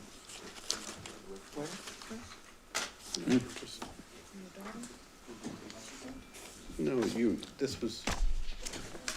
Vice Mayor, you'll recall that this came through legislative policy, and I think Councilmember Lyon gets the lion's share of the credit for really pushing this proposal along. And I think what we have in front of us is a staff recommendation that we adopt a robust anti-discrimination policy. I think the one area that seems, at least in my mind, uncertain is what enforcement mechanism. And for me, as the chair, but I really want to defer to Councilmember Lyon, the private right of action is probably sufficient. I don't realistically see the city having the resources presently or, even the infrastructure to have a robust criminal or civil enforcement program per se. I'd like to believe that in Pasadena, if we have a policy that people understand has the force of law, that most people will try to comply with it. And my only other thought on that is whether between now and the presentation of the ordinance that we could explore whether it would be a public nuisance to not comply with this policy, maybe perhaps in a pattern and practice or something. That might give additional tools to private residents or even the city itself if that were the case. I'm not positive it is, because public nuisance is any unreasonable threat to the health, safety, and welfare of the community. I could argue strongly that a pattern and practice of discrimination does create that, to be sure. We've seen that sadly in our country recently. But again, I want to defer, and perhaps Councilmember Lyon could make the motion. Yeah, and no, thank you for teeing up this issue and summarizing the discussion and introducing that new idea to explore. So I'd be supportive of exploring that. And maybe that may be another helpful enforcement mechanism. Councilmember Lyon, and I should start by thanking you for bringing this to the Legislative Policy Committee. And it's received a lot of work and attention. And so, but thank you for kicking it off and seeing it to this point. Thank you, Vice Mayor. So yeah, this came up in the context, it's been a while ago now, maybe two and a half years ago now, but it came up in the context of when we were looking at various mechanisms to encourage private organizations, religious organizations, and other nonprofits to develop affordable housing for the community. And it was important to me to make sure that our ordinance was strong in terms of protections in housing. And then I discovered as I went through the municipal code that we had some kind of haphazard provisions about non-discrimination, but kind of all over the place, not up to date with the state standards of protected categories, and not covering every aspect of life, and particularly not covering public accommodations and housing. And so it felt important to me to bring all of those together in one place. Certainly many protections exist at the level of state law, and this is sort of a backstop to that.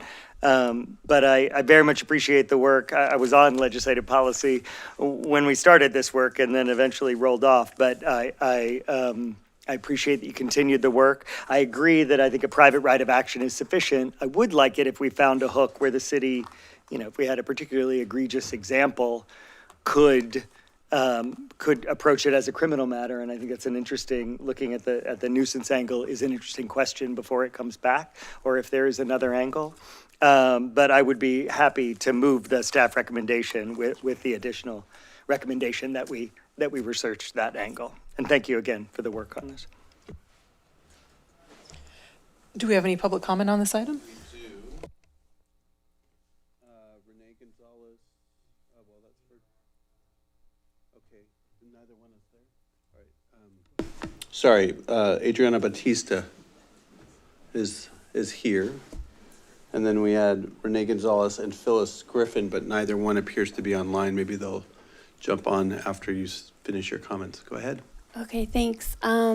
Yeah, thank you for revising this anti-discrimination. I think it's, sort of sad that had been kind of not up to date to the state code. So I appreciate your thoroughness with that. I would also like to recommend that the Legislative Policy Committee send a formal letter to other commissions, city commissions, so that for their awareness, particularly the Community Police Oversight Commission and any commissions having to do with women and children, health, housing. And I would also like to encourage the city to formalize a way to report hate crimes, because that is something that I have personally heard from community members that have experienced hate crimes in the city, that they have not gotten assistance and kind of been dismissed by the police department. And so I think if this is a legislative policy that's going to be adopted, which I support, that we should be thorough in making sure that our community is really supported to get justice, even if it is a private matter. And then if it's formalized to be a public nuisance. Also, how can we address other policies such as racial profiling that are still codified in our police department's policies with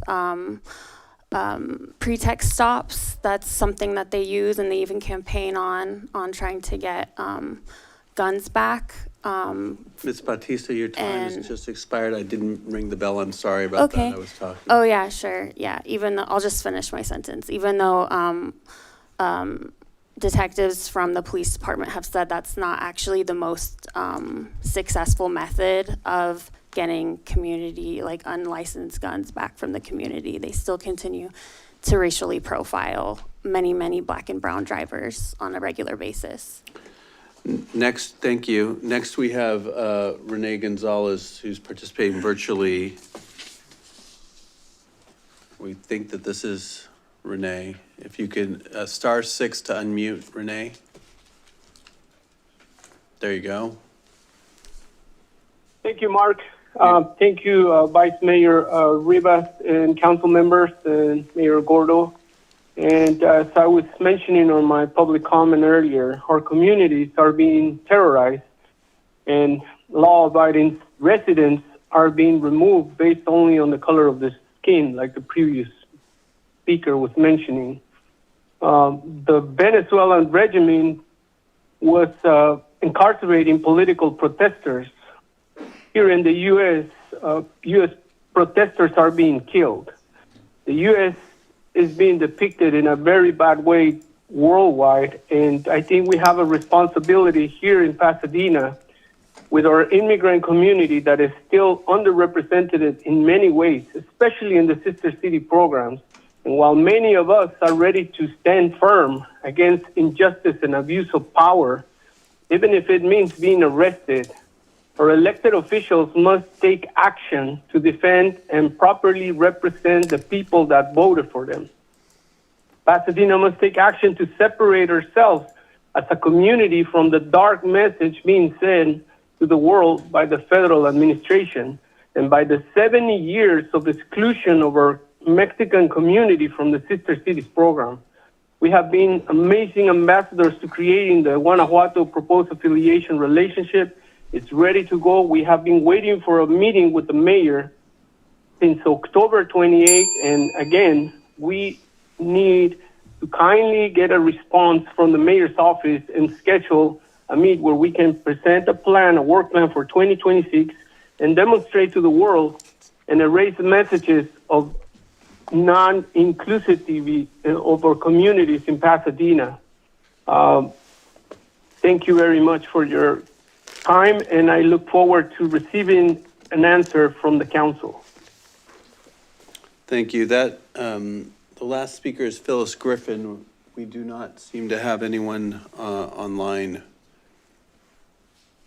Do we have one more public speaker? Sir, have you submitted a card? Yadi, you have a card for this?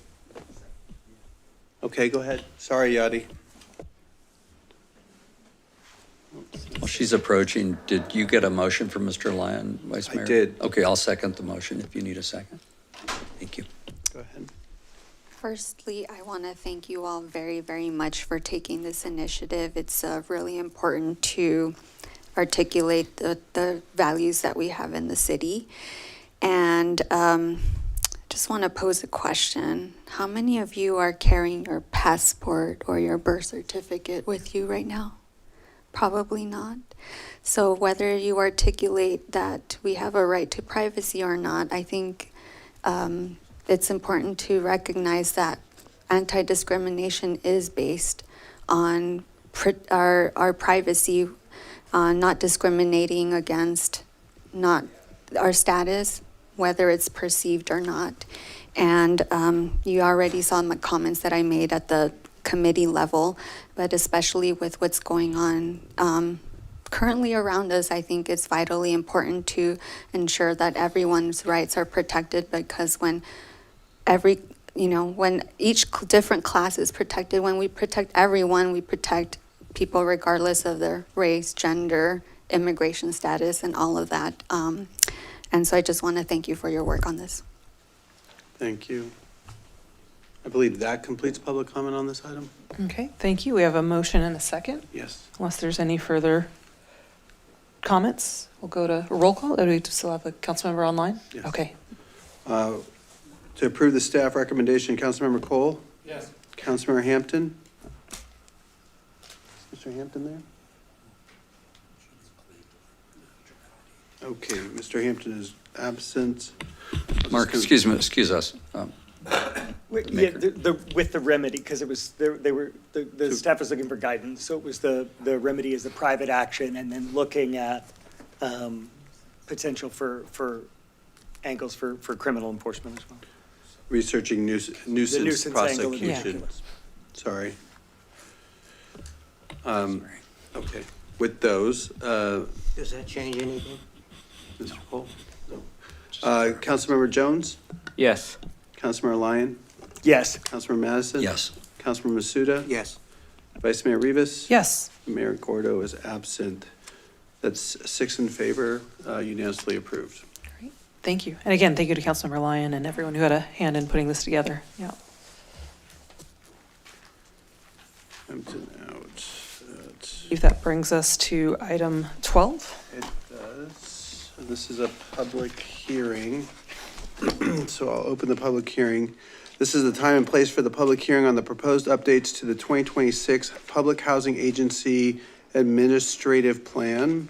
On November 24, 2025, the public hearing notice was published in the Pasadena Press. No correspondence was received by the city clerk's office regarding this item.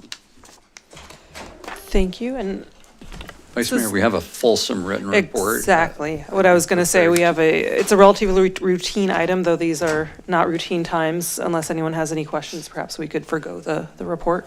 We do have one public comment. Seeing none, let's go to public comment then. Adriana Batista for item number 12.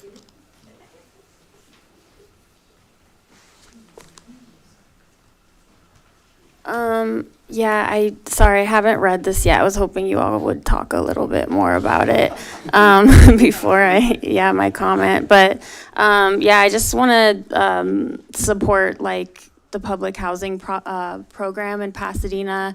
I think it is hard on the community that it only opens up like once every 8 years.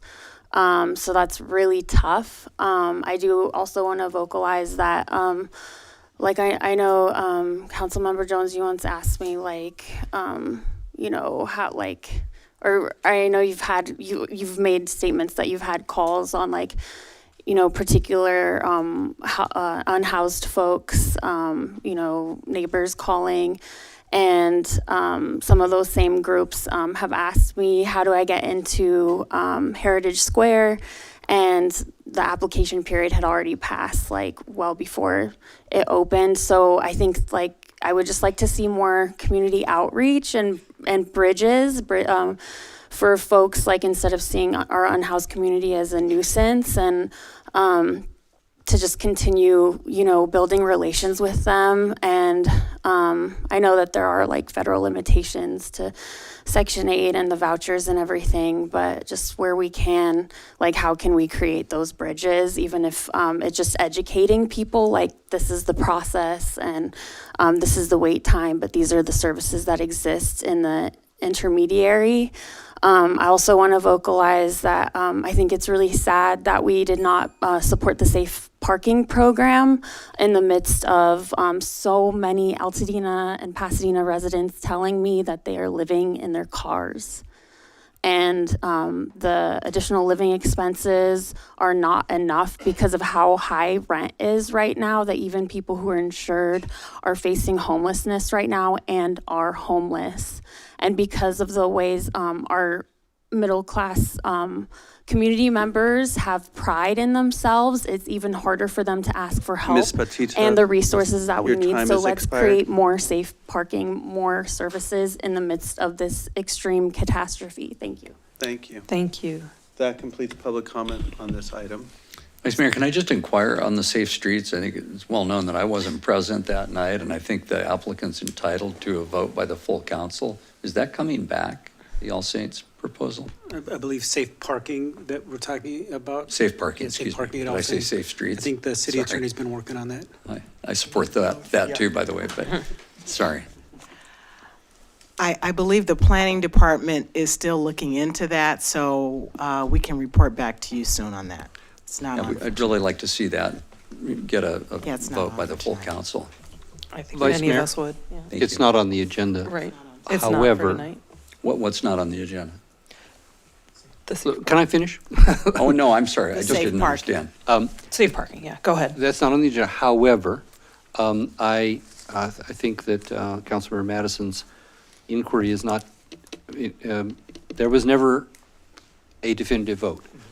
And in the view of some of us on the council, with respect to everyone's views on this, the majority of the council has not had a chance to rule one way or the other on this. And that, I think, is a denial of the rights of the applicant. And I would just note, that's not what's agendized tonight. So When the hell will it ever be agendized? it may be. It's not on for tonight, though. And it's not this item, so, but I am very keen to continue the discussion. But for this item, is there a motion to close the public hearing? Second. Thank you. Did you get that?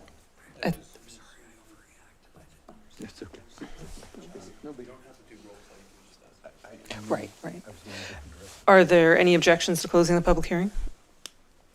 Seeing none, public hearing's closed. Is there a motion on the merits?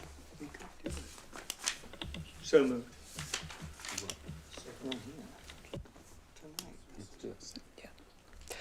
Are there any objections? Seeing none, that is adopted. That item is adopted. Thank you.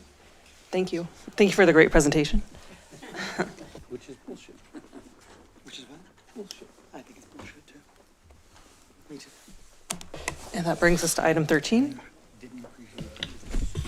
Vice Mayor, I think I'm getting more than my fair use of the shot clock tonight, so. I think we all are. I think it's making well, the thank meeting you. take longer, unfortunately. You're kind and generous to say that, but on 13, this is a call for review that I asked. I think there's also an appellant, and having reviewed the substantial staff report, my main concern was about the neighborhood compatibility issue, and I've had some discussions trying to educate myself, but I wondered, Jennifer, if you could, if appropriate, Vice Mayor, you may need to do some things. Yeah, I think logistically or procedurally, the city clerk needs to kick this off. Thank you. This is the time and place for the public hearing on quasi judicial action, a call for review of the Board of Zoning Appeals quasi judicial decision to approve Hillside Development Permit number 7134 to allow a new 4,280 square foot, two-level, single-family residence above a partially below-grade 2,685 square foot, six-car garage at 1530 Scenic Drive. On December 29, 2025, 77 postcards were mailed, and on December 29, 2025, 56 copies of the public hearing notice were posted, and the city clerk's office received 3 letters in opposition to the staff recommendation advocating the city council to overturn the Board of Zoning Appeals approval of the proposed hillside development permit.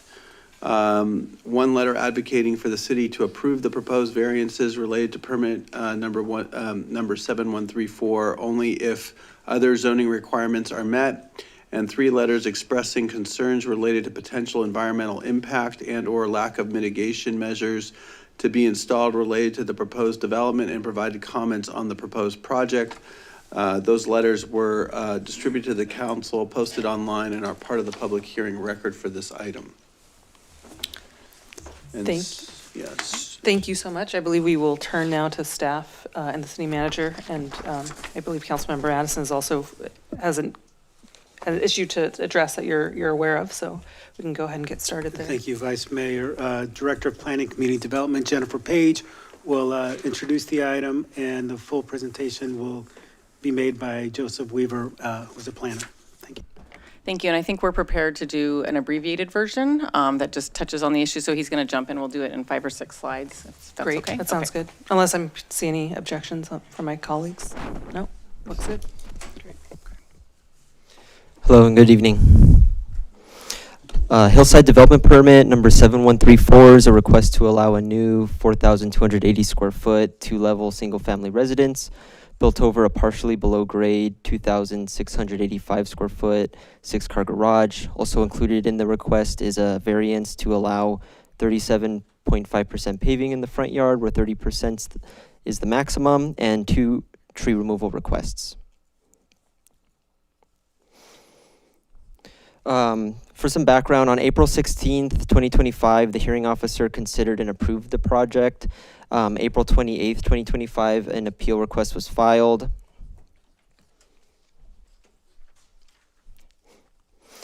On October 23rd, 2025, the BZA held a meeting and made a motion to uphold the hearing officer's decision, which resulted in a vote of 5-0, which approved the HDP with no modifications to the project or conditions.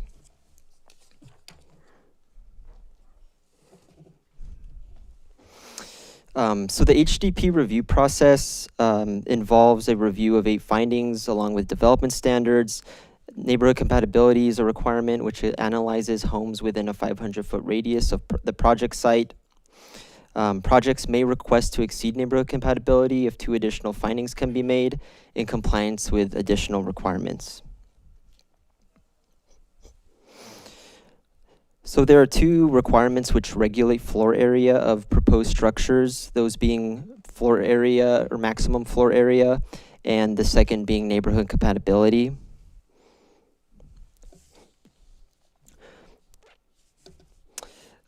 The first requirement is floor area, which establishes a maximum size for all structures, including the house and garage, relative to the lot size.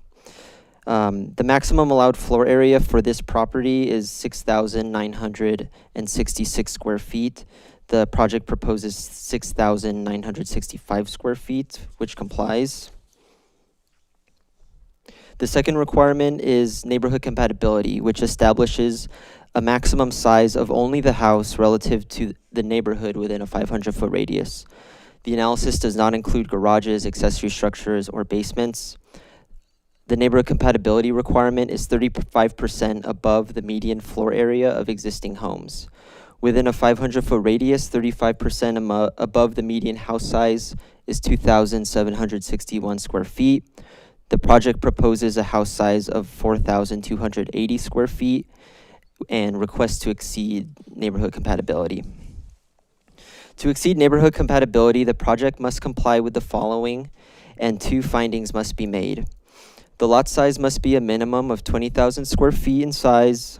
The subject property has a lot size of 29,891 square feet. The project shall not exceed the average FAR of the neighborhood. The average FAR of the neighborhood is 0.18. In other words, on average, lots within the neighborhood are developed with a floor area, excluding garages, accessory structures, and basements, that is equal to 18% of the site's area. The applicant's proposal results in an FAR of 0.14.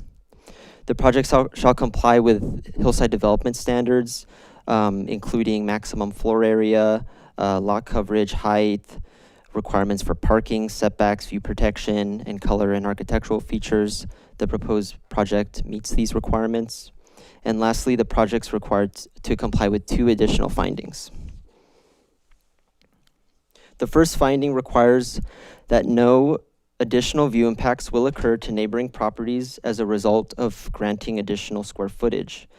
This project is designed so that no view impacts would occur. Protected views are listed here.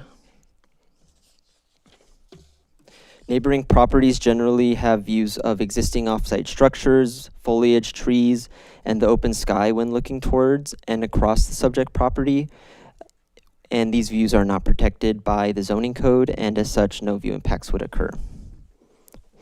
The second finding requires that the massing scale and building articulation of the proposed dwelling is compatible with the neighborhood as viewed from public or private streets.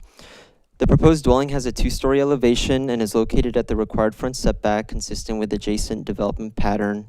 The front building line of the residence is at an acute angle from the street property line, which minimizes the massing and perceived height of the building from the street. And the front elevation includes compatible building articulation, such as windows, varying wall planes, step backs, a recessed entry, and covered patio.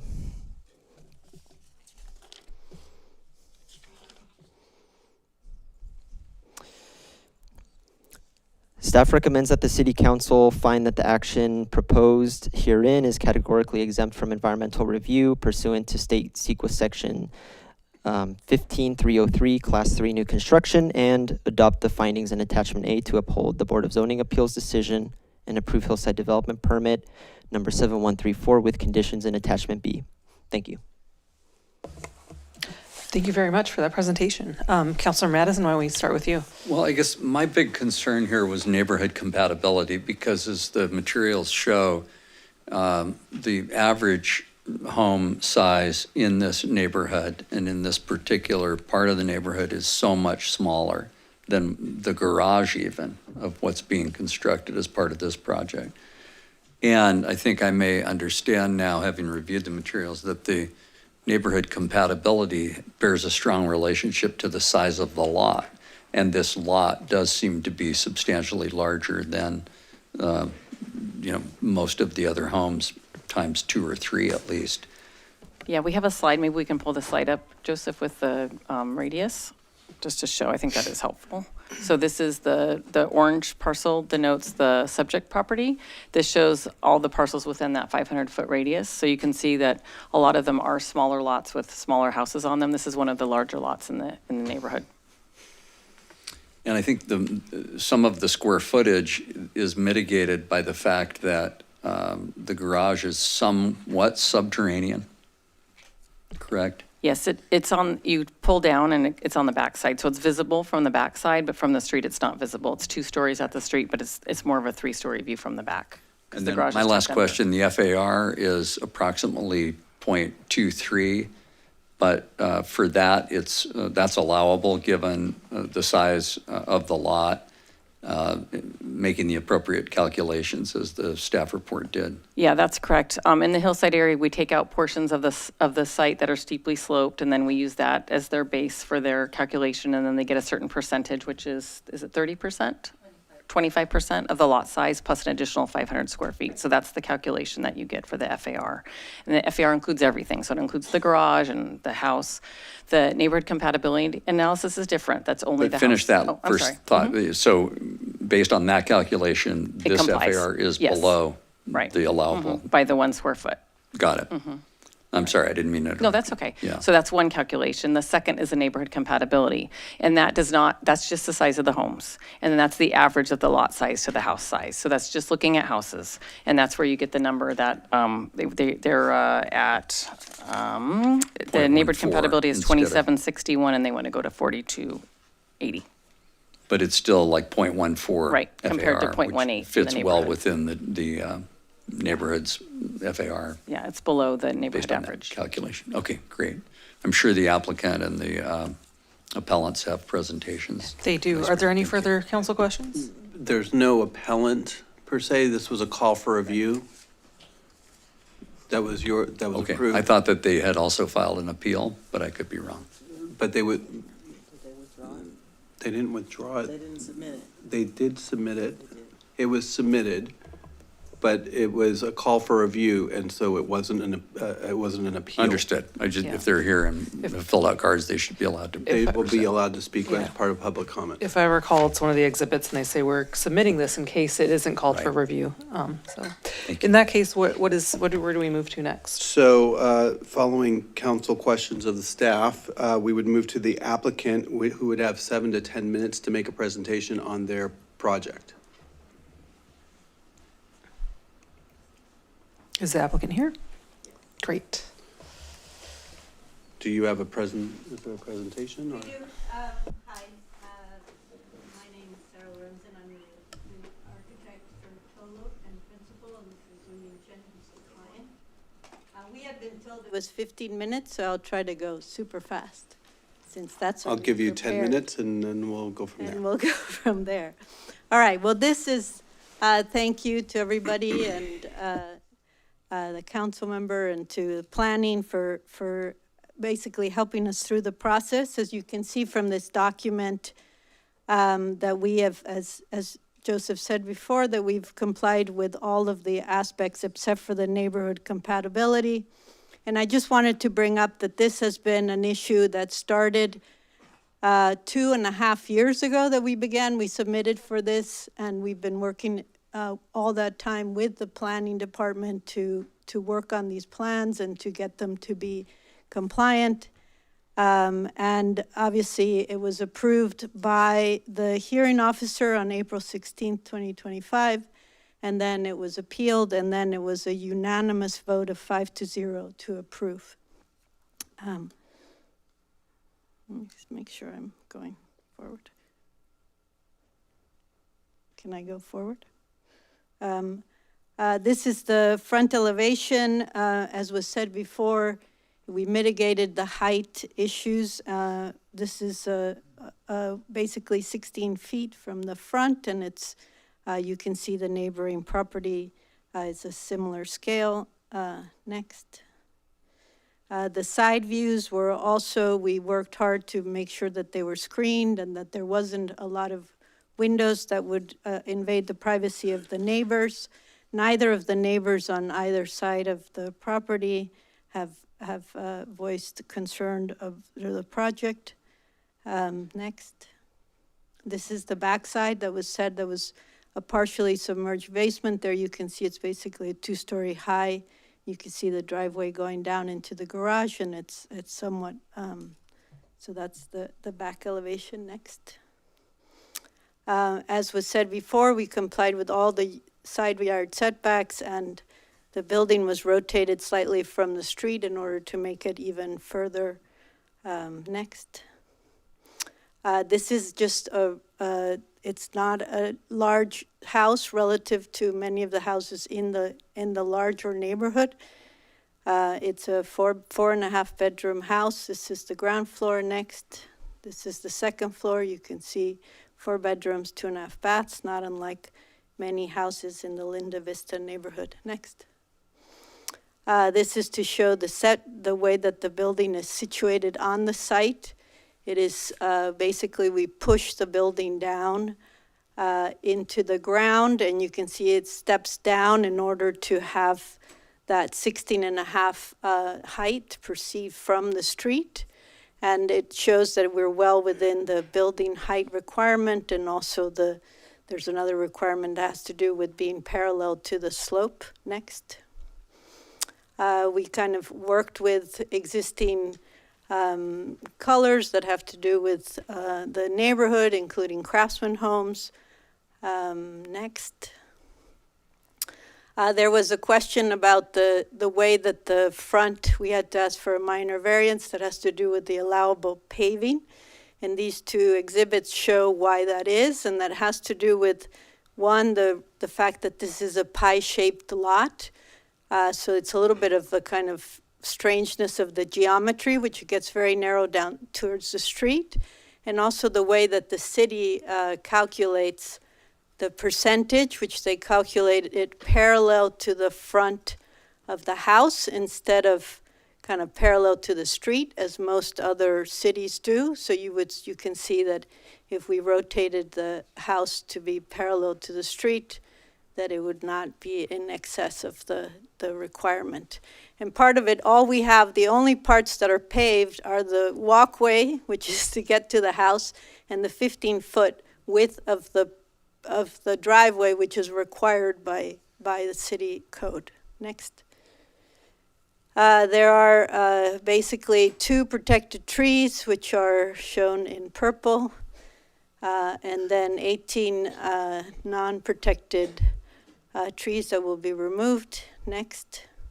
We're only required we actually asked to replace more of the trees than actually is even required, and we're actually using larger sized trees than would be required, which is actually at a greater expense to the client. You can see there that that there are significant 18 replacements, and then there's 1 city tree that will be based on the city's requirements. Next.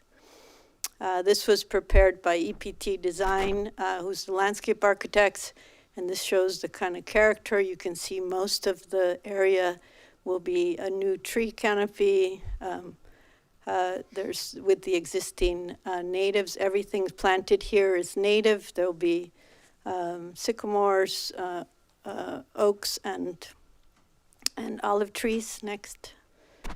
These basically, the next few slides explain a little bit about why the city planning department and the hearing officer and the BZA believe that this is compatible. Here you can see within the street, there are two houses that are actually larger, the ones shown in orange than are at the top of the street. Next. This slide basically shows our subject property is the one in blue.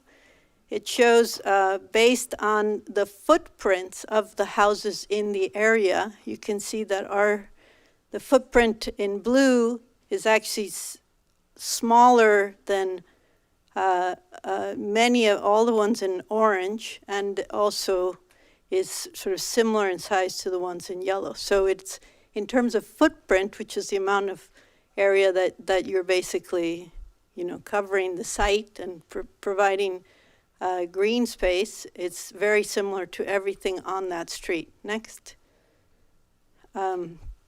This is basically a comparison of FAR, and here you can see that the proposed project is at an FAR of 0.14, which all the ones in orange are higher FAR than the project that we have proposed here. Next. This is actually showing it's sort of the inverse of the FAR. This shows the amount of green space that will be remaining after the project is built. And you can see that of all the properties on the street, it has the largest amount of remaining green space of any project on that street. Next. And then I just wanted there's been some sort of confusion by some of the neighbors about whether or not this is a uniquely different in any way, different than other lots. It is not. It is the same type of lot, as the other lots on this street. It was, this area of Pasadena was annexed in 1914. This area was subdivided in the 1920s. This property has had building activity on the lot since the 1930s, before many of the other properties on the street, in fact. It has had a water line service starting in 1992. It had building plans approved in 2009 for a project that was similar in scale. Once you include basically if you look at the footprint and how much of the property would also be taken by the garage, we've put the garage underground. And as was said before, that this is it's not a wildlife corridor, it's just a regular infill lot. It's the only difference from any of the other lots is that it currently doesn't have a house on it. And that's really based on happenstance more than it is on anything that's particular to this lot. The biologist has also explained that in their findings that this area was largely sort of grasslands before the development in the 30s, and that many of the trees that are on this lot were either planted or basically are from neighboring lots. How much time do I have? Left in your 10 minutes. All right, next. All right, this last photographs here show the two photographs are of the walls that have been built. These are large retaining walls that are currently on the lot that we're building on.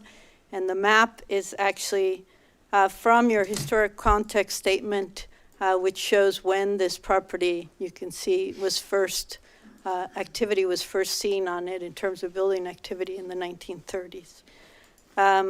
We'd also just like to say that we are very much a part of this community. I live here, I live in Bungalow Heaven. We started our office here, we build a lot, we have family members here. Our client has wanted to, he's moved here 7 years ago. He went to school here. He went to Art Center. He wants to build this house for him and his family. He's an immigrant. He's going to have his family visit him. And they want a house of this scale that works for him and for his family. And lastly, we want to build this project, but you know, if we had to do it under SB 9, we wouldn't have to go through this public review process, and we could do a duplex that was exactly the same size, the same footprint that we have right now. We want this project, and it's been a very long, very, very long time coming for really a large expense to the client. Over 3 years now since we've started. So we hope that you will agree with the hearing officer and the zoning administrators about that, and certainly the planning department that's been with us the entire time, that this should be granted a hillside development permit. And I would just let you know that there will be a rebuttal time where you'll have an additional 2 to 3 minutes to rebut if you need to from after the public comment. Thank you. Thank you for the presentation. Now Can I we're ask a question really quick? Well, we're turning to council questions, so go ahead. For the applicant? Yes. Okay, thank you. And I'm sorry, are you Ms. Tolkien? No, Peter is my business partner. Okay. Hi, Sorry, Peter. I didn't introduce him. No, So it's and your name, Sarah- I'm sorry. Here comes Sarah Lorenzen. Okay, hi, Sarah. Can you show the rendering? It's early on in your presentation that shows like a curbside view of the homes. Yeah, somebody, Might have been it's like probably page 2. slide 2, Yeah. maybe. There. This one. So are both of those the new construction? No, the one on the left is the existing house of the neighbor. Okay. And the project is the one on Got the it. right. Thank you. And Jennifer, will they do design review on this? No, there's no requirement. No, for there's no design separate review. design Okay, review. great. Thank you. Thanks. Any other council member questions for the applicant? Seeing none, I believe we move to public comment. Public comments. Well, even if they're not formally the appellants, I'd like to give equal time to the appellant, the neighbors that submitted an appeal until this council called it up, if appropriate, or at least some more time than just 3 minutes each. I'm looking to the city attorney's chair. I mean, I believe, oh, there we go. Go ahead. Well, ordinarily I'd wait for the city attorney to be back, but given that appellants have filed an appeal, then we should let them speak for the appropriate time. Okay. Okay, so are we cashing the appeal check and not returning it? That's part of it. I mean, the issue is, and I just want to ask, just so No, there's my no office. question they're not appellants, but we're asking just for Okay. them to be able to present. That's fine. Okay, yeah, as long as that is allowed, let's go ahead and let the appellants you. have Is the same appellant- amount of time. Is there appellant? Okay, Great, come on up. so I'll give you 10 minutes. Thank you, Mr. Clerk and Vice Mayor.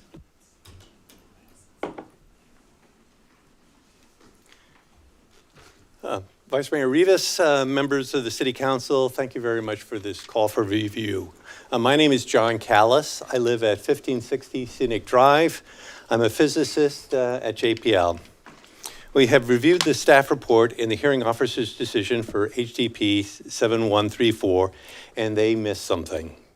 After submitting a records request, we've been able to prepare a comparison of the approved HDP 5105 from 2009 for this very same lot to the proposed new project 7134.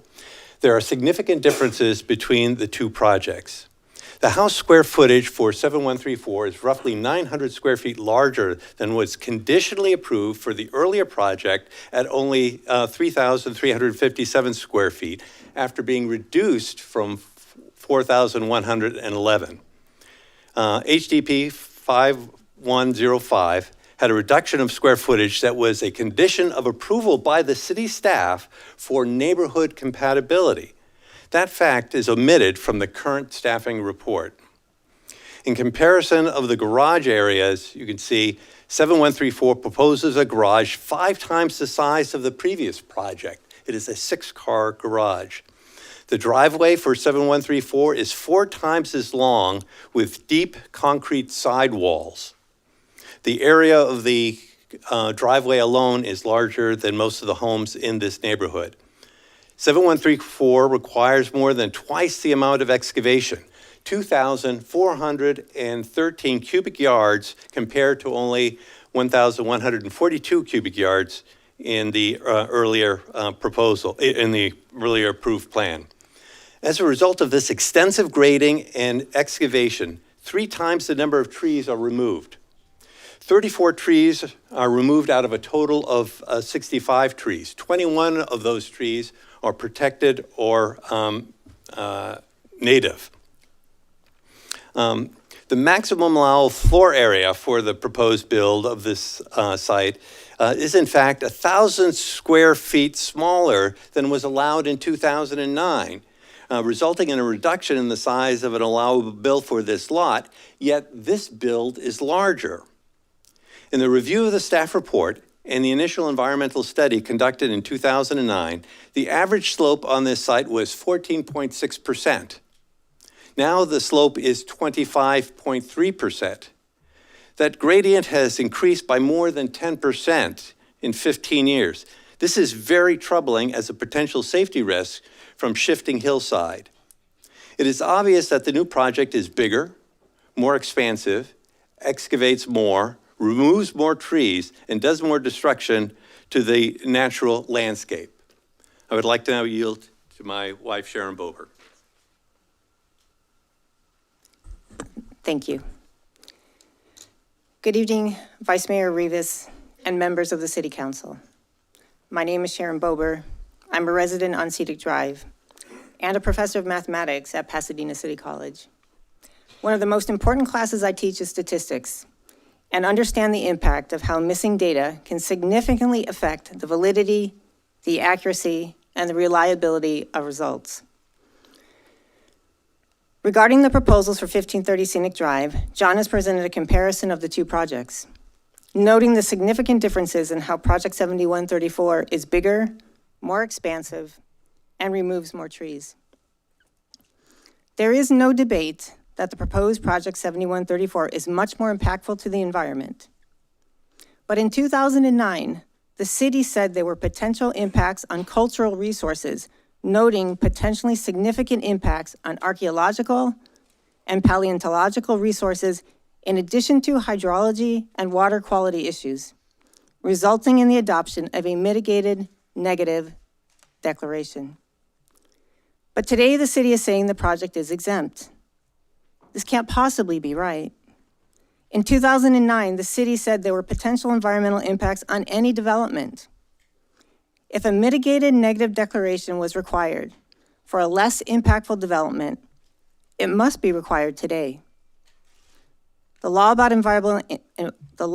environmental impact has not changed. I wanted to confirm this fact, so we consulted a local land use attorney, Richard McDonald. With a much more expansive project, the potential environmental impacts are even greater.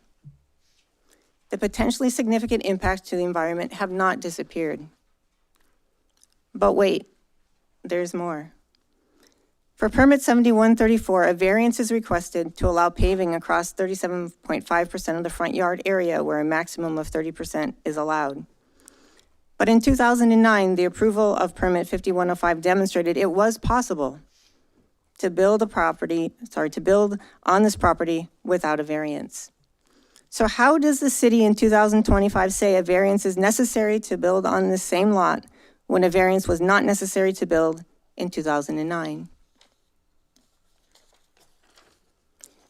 Regarding neighborhood compatibility, I want to read a few of the staff's remarks as stated in the staff report for 5105. And I'll quote, "It is the staff's position that the proposed house is too large compared to the neighborhood compatibility maximum size. It is the staff's recommendation that the project be approved with the condition of approval that the house size, not including the garage or the basement, not exceed 3,357 square feet, the size of the largest house within the 500-foot radius.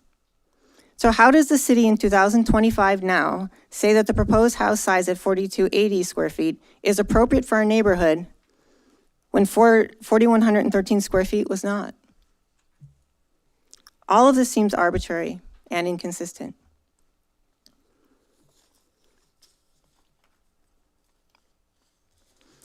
All right, since we have a little bit more time, I want to talk about tree sustainability. And this was also mentioned in the staff report in 2009.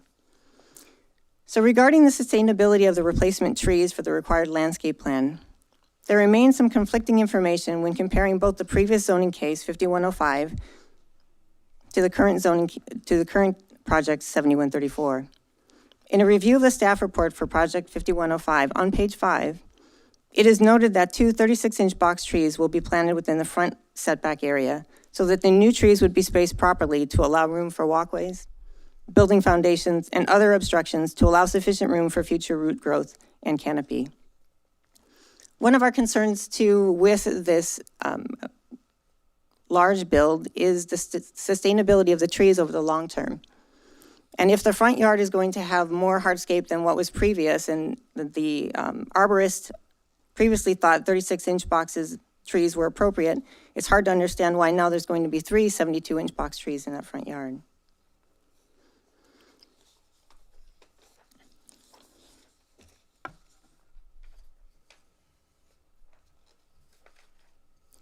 I want to talk a little bit about the excavation and the grading. John has already highlighted that this new project is going to require 2,400 cubic yards of export compared to the original 1142.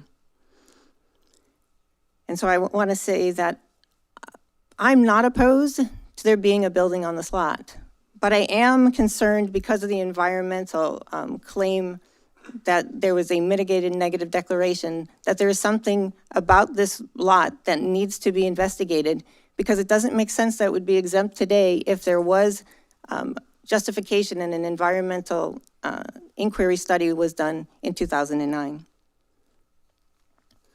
I also want the city to realize before a single tree is removed from this hillside lot that we understand what's about to happen. Because once all the trees are removed, the stability of the hillside will be compromised, and the significant amount of grading will exacerbate the fears of the residents and the safety of our neighborhood. I mean, as a professor, it's really important to look at and do research before you come before a committee such as yourself, the City Council. And what I wanted to do before I came before you is to make sure that I had the information and the facts to be able to bring before the committee. I did submit a records request for the city, and that is where I was able to obtain the staff report, the decision letter, the environmental inquiry study, the hydrology report, and the geotechnical report for the 2009 project. And that's where we got the information that we're presenting before you today. Thank you. Thank you.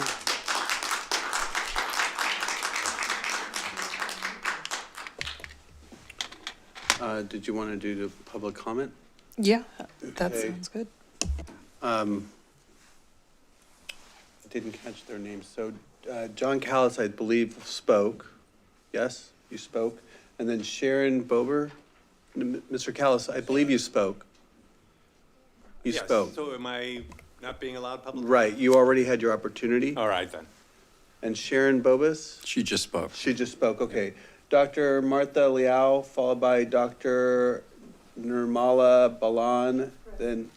Can we remove? Yeah, could you please, Say that most of us sitting here are from the neighborhood. excuse me, could we remove the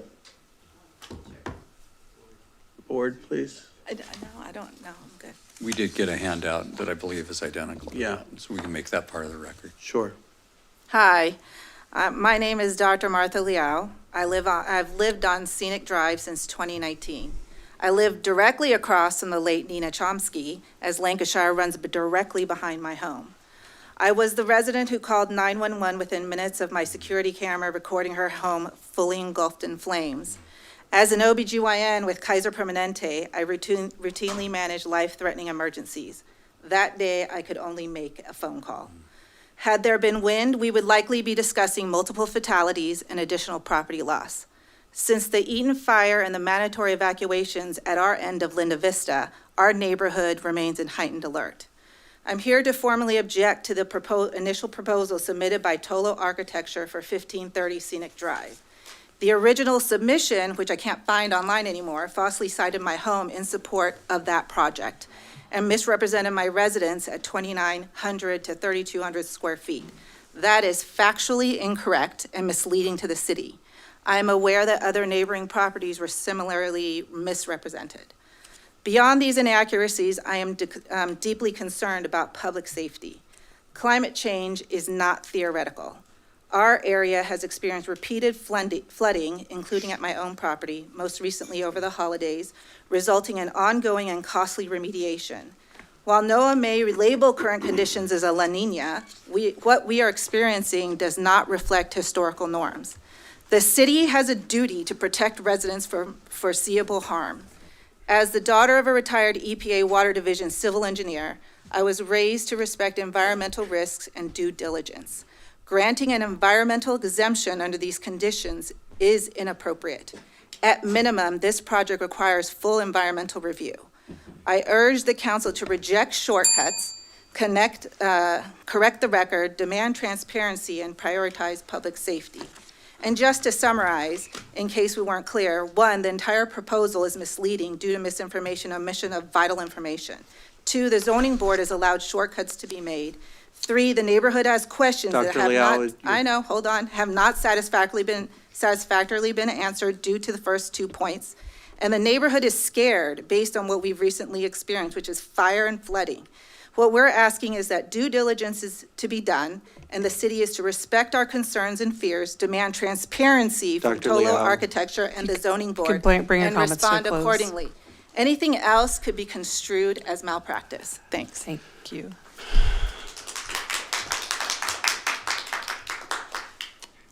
Dr. Nirmala Balan, then Kirsten Chen, then Angela Chen, then John Schreiber. And if I've called your name, if you can queue up in the middle aisle, that would be helpful so we could move forward.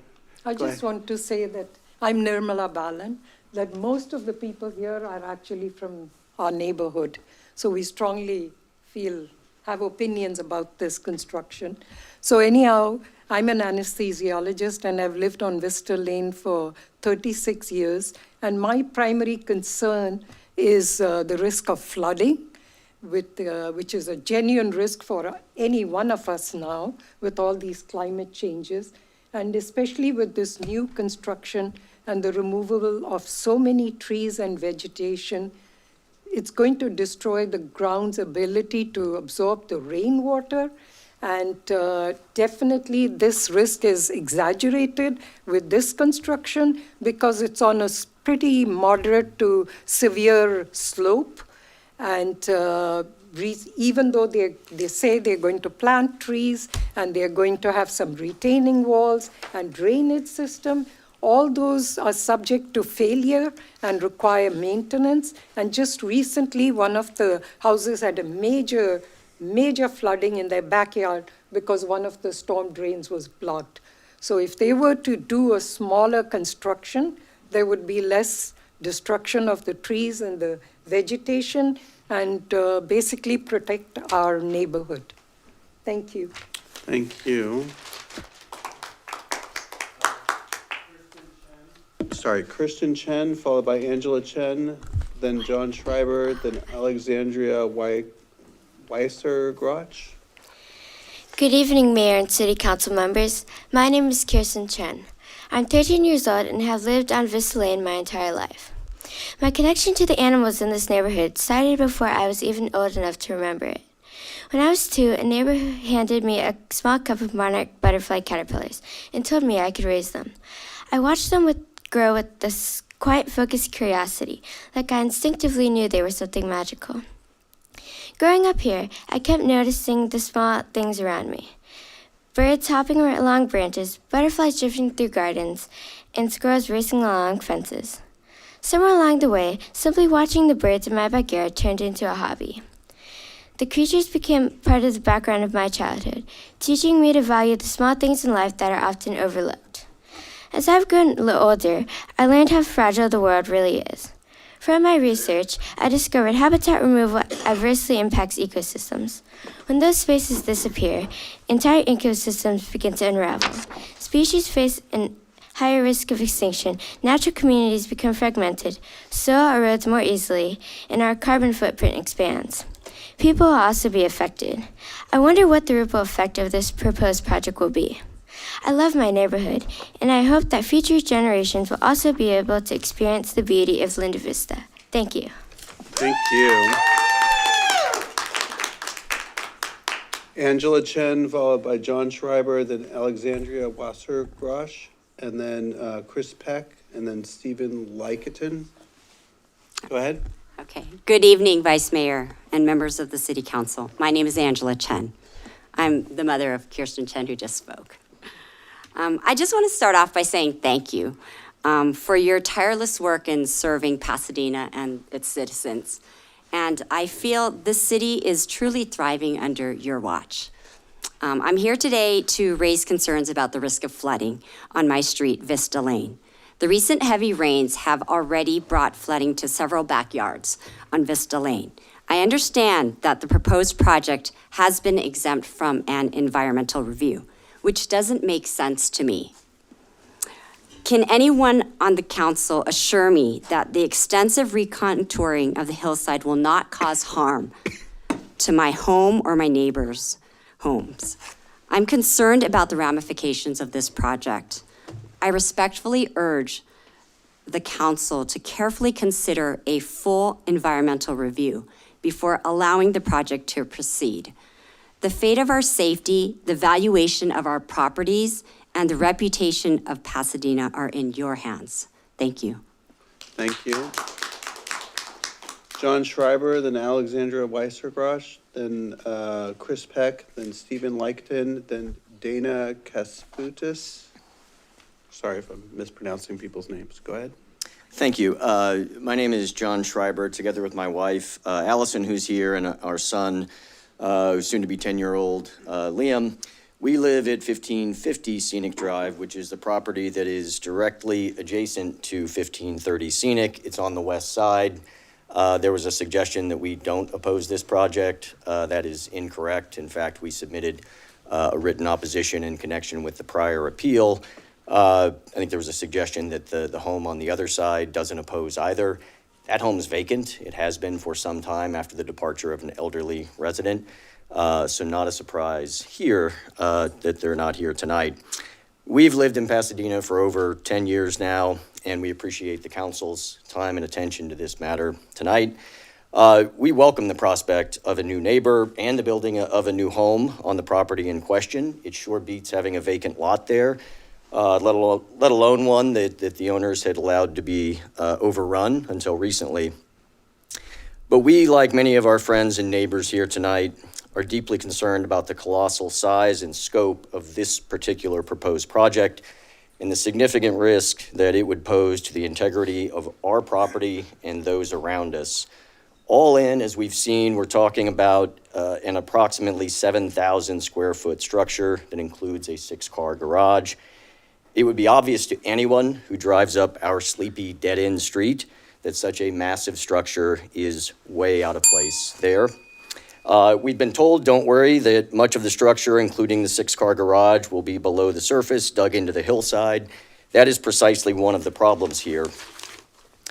As the geologic report confirms, the vast excavation contemplated by the project currently proposed, which requires them to dig and likely jackhammer 18 feet below ground, would remove and otherwise disrupt a substantial portion of the hillside, thus creating a significant risk to the integrity of our property's foundation and extensive brickwork. Mr. Schreiber, your time has expired. Just in conclusion, letting this project go forward as it's currently contemplated, given the risk that it poses to the structure of our foundation and the risk of flooding and seepage, would be inappropriate. Requiring the owner to simply scale it back and require this project to be brought within the range of reasonableness is the appropriate outcome. Thank you. Thank you. Alexandria Weisergrosh. My name is Alex Wurzigrach. I'm a physicist. I worked at JPL. I worked at Caltech. I now work for the U.S. government launching satellites into space. I've lived directly across from this vacant lot for 35 years. I voiced my concern. That makes 3 out of 4 buildings that are directly adjacent to this property. This property is not neighborhood compatibility. It violates policy 22.1 that says appropriate scale and massing with existing homes. This home size is 4.4 times the size of the average house in this area. My house is 1745 square feet, not the numbers that you quoted twice or presented on the PowerPoint slide, not the numbers that you used from my neighbors, which are also incorrect. We have 1 to 2 car garages, not 6 car garages to house a vanity project. The material, roof design, front facade, solid concrete walls with no windows, and the bronze access doors are not compatible with the existing homes that are built on the street. This house is a unicorn compared to the average house on Vista and Scenic Lane. The landscape plan does not meet the zoning requirements for sustainability. The excavation and grading already exceeds variances that are being requested, and the construction plan is bonkers. We're on a 2-lane street, up a cul-de-sac where the fire engines cannot turn around. Can you guarantee the safety of our residents on fire days, hazard days, access days, where your crew will not turn into our driveways or impede our access to our property? There are concerns about safety. There are concerns about work from home. Our people work day shifts. We actually would love to have a neighbor here. I'm also an immigrant family. We moved in, we kept our house. We did not build something that was incompatible with the neighborhood. Thank you. Chris Peck, followed by Stephen Lyken, then Dana Kasputis, then Ingrid Chu, then Sandy Anala. My name is Chris Peck. I live at 1527 Scenic Drive, just one lot up and across the street from the proposed project. Vice Mayor Rivas and council members, this evening I urge you to overturn the Board of Zoning Appeals approval of the hillside development permit for this project because the proposed grading is excessive and planned construction will adversely affect the environment in our neighborhood. The preliminary grading plan for this project proposes to move more than 2,400 cubic yards of soil, exporting almost 90% of it off-site. Under the city code, this amount of grading triggers heightened review, including the preparation of an engineering geology report, a soil engineering report, and a hydrology and soils loss report, as well as oversight by a civil engineer. The hydrology study concluded that a planned on-site detention facility would control excess runoff generated by the completed project to prevent impacting downstream properties. I'd like to know, and I think you would as well, if in coming to that conclusion, the hydrology study looked at the increased frequency of heavy, concentrated rainfall we're seeing from atmospheric rivers aimed at Southern California. Certainly the property owners downstream would like to know. If the proposed project respected the hillside ordinance, preserving and protecting natural resources, including the native flora and fauna, sensitive wildlife habitats, and mature trees to the greatest extent feasible, necessary grading would be substantially less. And even though the proposed project includes a tree replacement plan for the 34 trees proposed for removal, the replacement trees are not a substitute for the loss of the mature tree canopy that provides the continuity of the tree-lined landscape connecting adjacent properties. It will be decades before the replacement trees grow to the heights of the existing mature canopy. This project is not a responsible one for our Linda Vista Hillside neighborhood. Sir, your time has expired. As it outsizes the neighborhood and significantly impacts the environment. Thank you. Thank you. Stephen Lyken, followed by Dana Kasputis, then Ingrid Chu, then Sandy Anala. Hello, my name is Stephen Lichten. I lived on Scenic Drive for about 35 years. My house is about 5 houses down the road, downhill from the proposed project here. I actually live next door to Martha, who spoke earlier. She mentioned flooding in her house. We've actually had flooding at our house also. So it's a big concern. I'm just going to speak mostly about the variance because there's not much time and others have spoken way more articulately than I could. So the variance has to do with the amount of paving in the front of the house. And they've asked for a variance to what is normally limited to 30% paved ground to 37.5%. That kind of mystified me as to why would that be necessary. This is a huge lot. There's 30,000 square feet there. And I stared at the blueprints for the last day or two, and I realized that the width of the plot at the street is only about 55 feet. It's actually similar to that of a house next door that's only a 1,700 square foot house. The width of the house itself at the second story is about 70 feet. And then there's 10 feet on one side for clearance and a 15-foot driveway, so that's about 95 feet. But the front of the plot is only 55 feet, so how are you going to make that fit? Well, it's a problem that the architects, I'm sure, have worked very hard on. So they move the house back a bit and they rotate it, and it's rotated, but even with all that, they still need the extra paving. Putting in pavement hurts us in terms of downhill and drainage. You want plants with roots and ground, not pavement. So they're increasing the pavement. We've lived through flooding, called the fire department to help us with the water in the house. And I think it's a serious problem. I think it's been underestimated.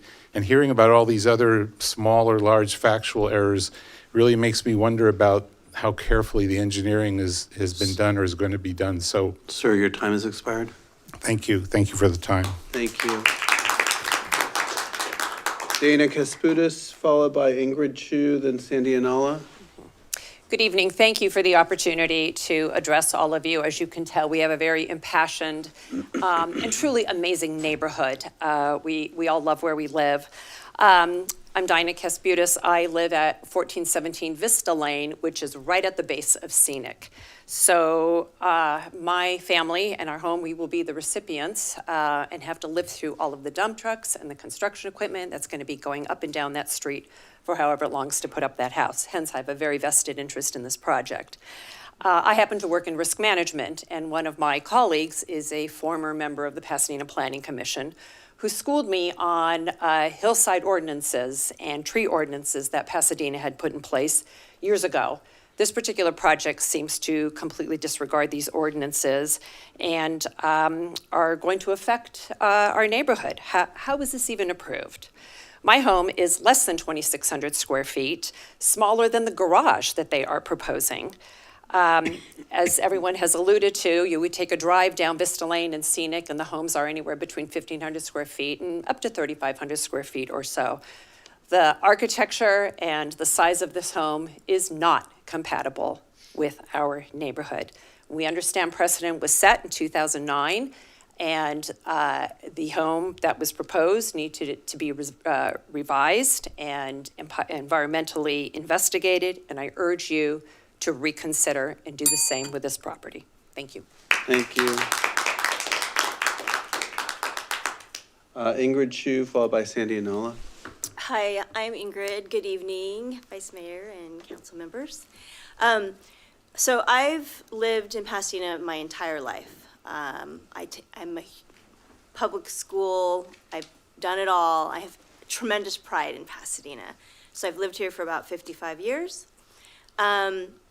And I actually wrote my thesis on saving Old Pasadena. I graduated from USC with a master's in historic preservation and heritage conservation. I actually was employed by Caltrans in the Office of Cultural Resources Management as an architectural historian.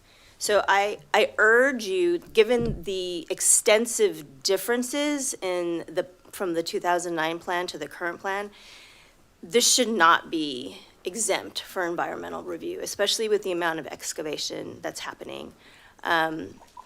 Any project that Caltrans would do, even if it's maintenance, we would go through, there's a tremendous evaluation happening, whether or not it would impact adjacent properties, it would impact the historic character. And I realize that we're not a historic neighborhood like Bungalow Heaven, but a lot of those houses were built in the 40s, maybe earlier, so there is a lot of historic character in this neighborhood. And I think we all know that Pasadena is known for its architecture, its historic architecture. So I would be really sad to see that our neighborhood character would be diluted with something that isn't necessarily fitting within the other properties. So just please consider an environmental review for this particular project. Thanks. Thank you. Sandy Anala? You know me. I've lived in Pasadena for 6 or 7 years now. Before that, I lived in Arcadia for nearly a decade on a property almost identical to the property that's described here, and the property across the street, which nobody could build on because it had too much of a slope, that ultimately got built on. They used the same strategy. They dug into the ground. They built essentially a bunker under a reasonable size house. I originally wanted to just respond to the biology argument. We've heard argument that because some birds fly over and wild animals have transited this property and people have seen them and gotten some photographs of them, that there would be a problem with the wildlife migration in this area. Having lived on a property that has 8-foot fences all around the outside and my neighbor having 6-foot fences all around the outside, I can tell you bearcat, giant bears, deer, raccoons, all kinds of wild animals can transit this property without a problem. And if you looked at the elevation, and I checked with the people building this property, there's no fence proposed around this property. It is not going to interfere with wildlife. I am a little surprised that is it JPL or Caltech contingent? Whatever the contingent is, they come from a quantitative institution. And I hear, maybe there's some archaeological artifacts under this property. Maybe there's going to be some kind of hydrological problem. Maybe there's going to be some kind of soils engineering problem. I don't know the procedural posture of where we are right now, whether there's even an appeal, but this guy's been waiting 7 years to build this property. He's made it through all of the roadblocks so far to get to where he is, and he's sitting in front of you saying, I passed all the roadblocks. Is there somebody in this organization that can say, I have enough engineering and property management expertise to overrule the planning department that has already heard this on many, many occasions? I'm out of time, so I will stop without being asked. Thank you. That completes public comment on this item. We can allow for rebuttals, first from the appellant and then the applicant. All right, let's move on, or let's start with the applicant. You want to, actually, it's the appellant, then the applicant. I'm sorry, the appellant. Appellant, do you want to rebut anything that was said? You have 2 minutes. What I wanted to say is that I do have the evidence of the environmental initial study. I did bring it with me from 2009. That does talk about the property being undisturbed, a vacant lot. And yes, even though there were parts of the hillside where there might have been some brick walls or other small, I'm going to say a water pipe put in, what the environmental initial study is saying is that because the lot is so big and the foundation of a house is going to be in a different place, that there was still reason to look for archaeological and paleontological artifacts. And so I have that report. I also have the decision letter from October 2009, which does talk about the conditions of approval of reducing the house size as well. So I did bring that with me. And then I did want to say that with the inconsistencies that we have stated and with the environmental impacts that are involved, we want to make sure that these issues are resolved. The potential significant impacts to the environment have not disappeared. Just because the previous house was not built, the land still has significant potential environmental issues. And if a mitigated negative declaration was filed in the past, it still holds today. Thank you. The applicant, 2 minutes. Hi, thank you. Yes, just a couple points. One of them is that single-family residents are not part of CEQA review, and I think probably you all know that. And then secondly, that this, what else were we going to talk about? I think. Where the house is located. So the house was located in order to be on the flattest part of the site, so that it wouldn't disturb the hillside. That was another reason for the location.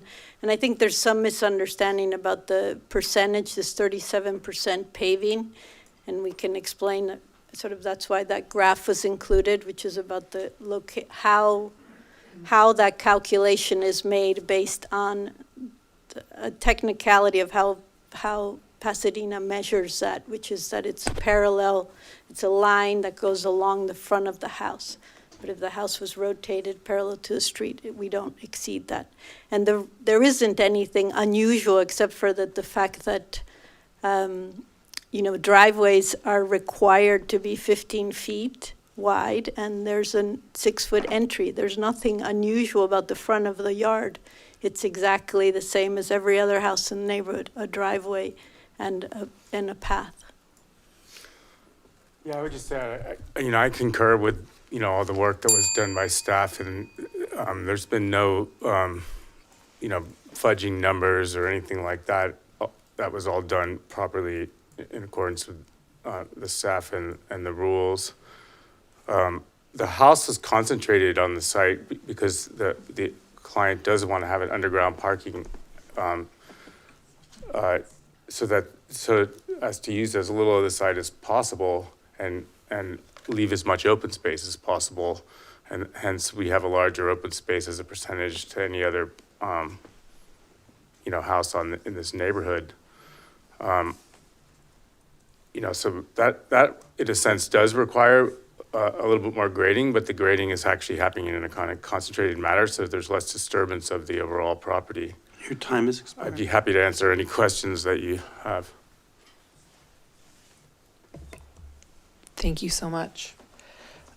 Is there a motion to close the public hearing? Yeah, I have some. Do you have some questions? Vice Mayor, Okay. but I think Councilmember Cole's ahead of me in the queue. Yeah, we can do that. Okay. If you want to go first, I just have a simple question about the EIR or the environmental. What's the planning staff's response to the argument that a mitigated negative declaration was required in 2009 and is not now? So it was 17 years ago. The code's evolved, and our standard practice was to do initial studies when we had new development in the hillside. And we were finding that we had standard mitigation measures, which were related to archaeology and hydrology. So those have since been codified. And so now they're addressed through the building permit process, so that we pick those up every time they're part of the grading plan review. So you address the hydrology and the cultural and paleo as part of that process. So it's standard practice now. And it qualifies under the 15303, which is new construction or conversion of small structures. And so now we exempt the new homes in the hillside. Thank you. Thank you. And I too had questions. Is it true that homes are never subject to environmental review? No, it's not. And in fact, being exempt does not mean that they're not subject to CEQA. It just means that they're exempt. There's a standards exemption that they qualify for. So it's still subject to CEQA, it's just an exemption. So if there was some exception to the exemption, then we could require further additional review. Let's say there was a historic resource on the property or some type of feature that distinguished it, then we could require further environmental review. But there's nothing unique about this property that required that. Well, the neighbors who are, I'm glad I don't live on that block. I'd feel very insecure about only having 2 postgraduate degrees. They contend that there's flood risk, fire risk, impact on the flora and fauna, the soil removal, the tree canopy. Have those issues been thoroughly analyzed? Yes, so this is a vacant lot in a developed hillside neighborhood. There are streets in place, there are services in place. It's fully surrounded by developed properties. This is not a natural wildlife corridor or natural ecological area. There's what's called a significant ecological area that are defined by Los Angeles County. The nearest one is 3.5 miles away.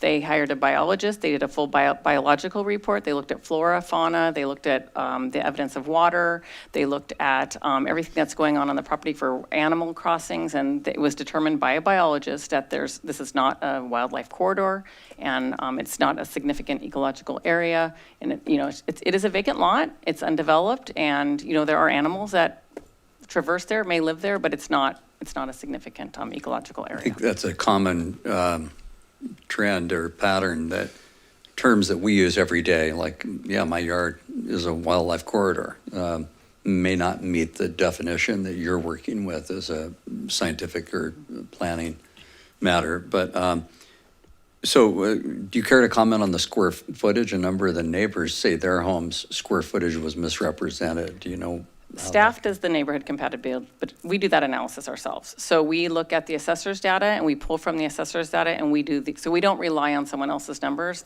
We do that work. So that's based on our work and us pulling the numbers. And 2009 is very different. That's a completely different application under different rules. The code was different, so it's not comparing apples to apples. Things have changed. So we can't take one project from 2009 and compare it to today's standards. But for this project, we've done the numbers. We're confident in the numbers. We've pulled that data. It's an attachment to the staff report. It's attachment C if you want to look at them, but they're all there, all the square footages. But it is curious that such a different project was required in 2009. Especially given, and your staff report comments on this, that some of the revisions, for example, the neighborhood compatibility revisions in 2017, were actually intended to eliminate loopholes or the ability to sort of fudge neighborhood compatibility. Yet here it seems like those amendments are being used to allow the applicant to engage. Frankly, if you look at that page 2 again of the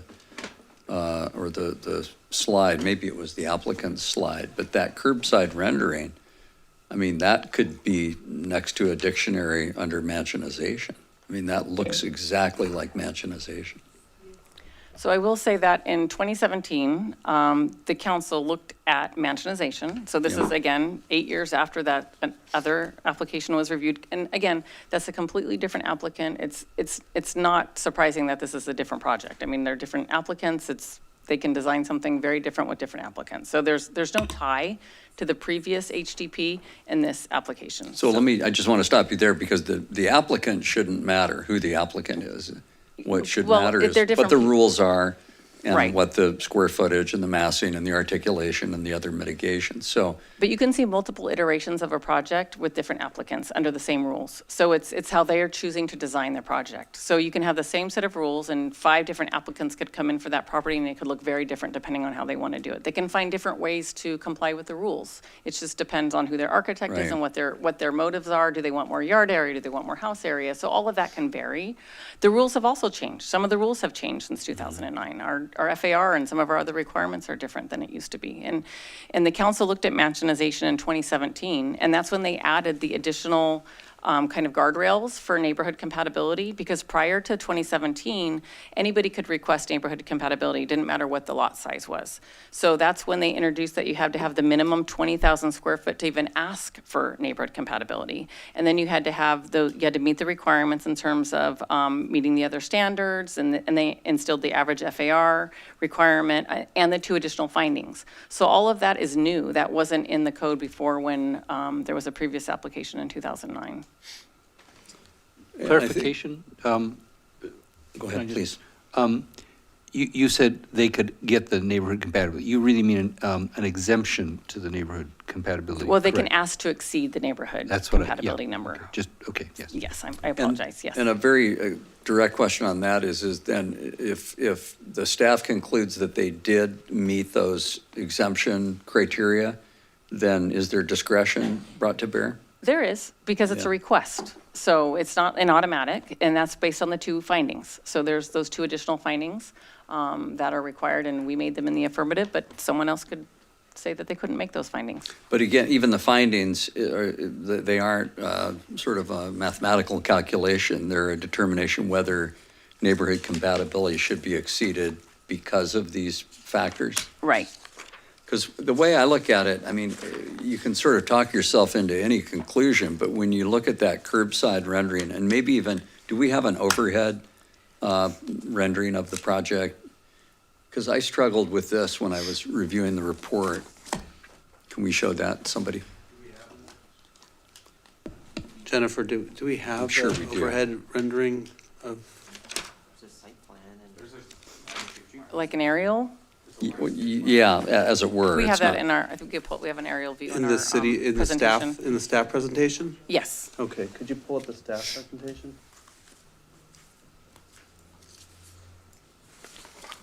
And under the findings, when we get to that, I would argue that one of them is, one of the findings is related to the views, and we define what protected views are. So that's very clear. The second finding is the one that has a little bit more probably discretion. Yeah, I don't think, for me, it's not a view issue. It's, the thing I sort of struggle with is you've got this lot, this massive lot that under the code would potentially allow for more than neighborhood compatible, because the home is not compatible with the homes in the neighborhood. There's just no question about that. But if the code says that because you have a bigger lot, then you can not be compatible. But I struggle with the fact that all the development is on one half of the lot, and that's the half that's right up against the curbside. And then we grant a variance to allow a lot more paving than we would otherwise allow in the front. I mean, was there discussion with the applicant of pushing this all back so it's not so obvious mansionization of a neighborhood of 1950 era homes? Can you pull up the slide with the topography that shows the colored slopes? That might be helpful to show. So this image just shows the different slope types, so you can understand a little bit more about what's going on the lot. And that kind of salmon color is the flattest portions of the lot, and the green are the mid-sloped areas, like up to 50%. I'm looking to Joseph, correct me if I'm wrong. And then the purple areas are the steepest portions of the lot. So they've concentrated the home towards the front of the lot, which is the flattest portion of the lot that would require the least amount of site disturbance and grading. So that's part of their proposal. And also to follow the street pattern and meet the front setback that has the same front setback as the other portions of the lot. That is what makes it, in my view, so incompatible, is you've basically reduced the size of the lot to the size of the lots. Not you, I didn't mean that to be accusatory. No, yeah. I know you know that, Jennifer. But the project reduces the size of the developed lot to basically the same size of all the other lots on the street, but then puts 7,000 square feet of a very boxy structure right up on the front of the property, and then there's a private park in the back.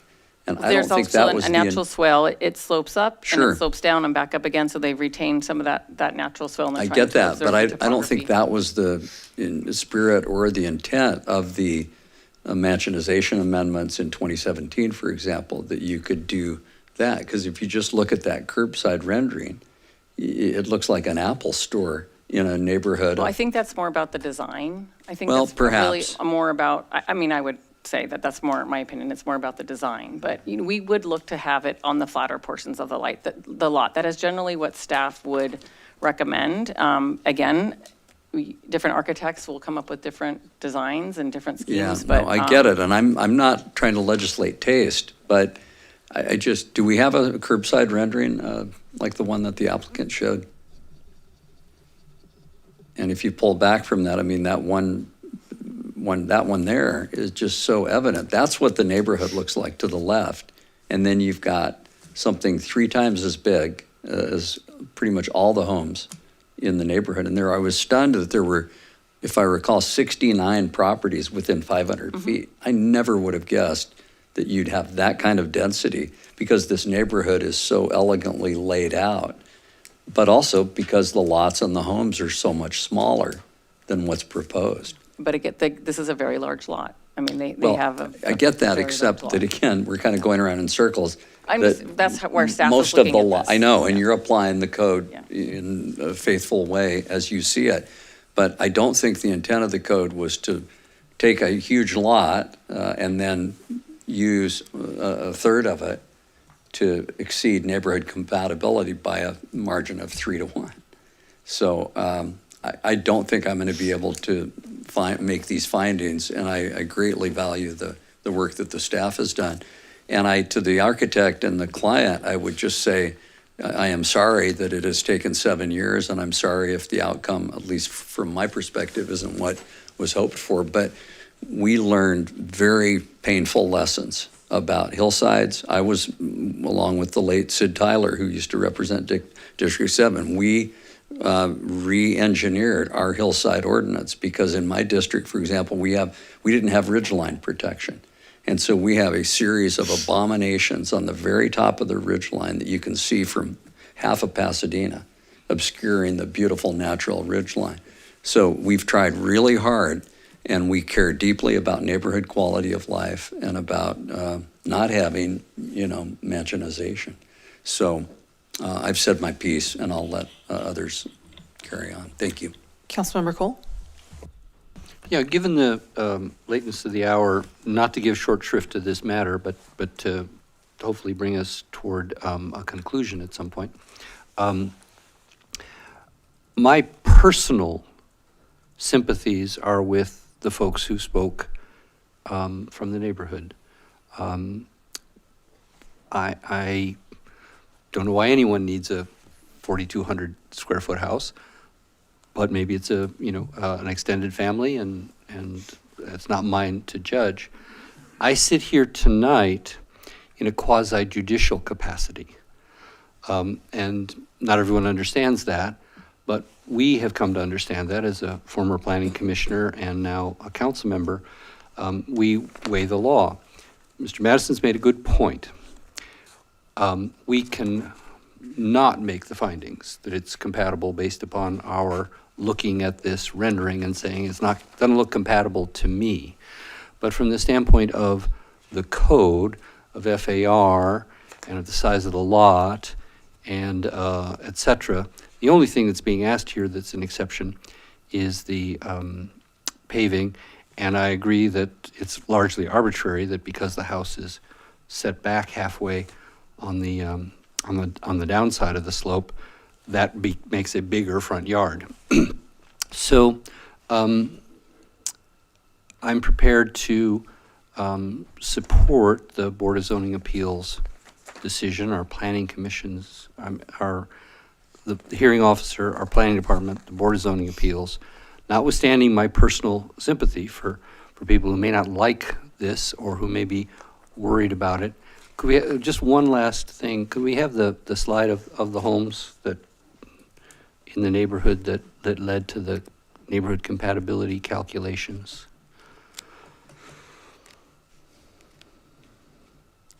Mr. Madison is correct that that most of the homes and the neighbors as well, most of the homes are of modest size. That's not the size of the lots. There's one, the Scenic Drive lot of the housing square footage of the houses on Scenic Drive. That's a different slide.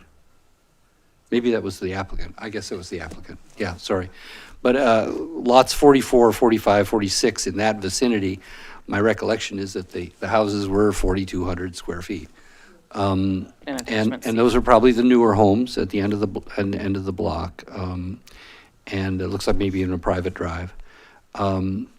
Look, if we were doing this from scratch, I don't think we would build in this neighborhood, period, given the hillsides, given the fire danger, et cetera.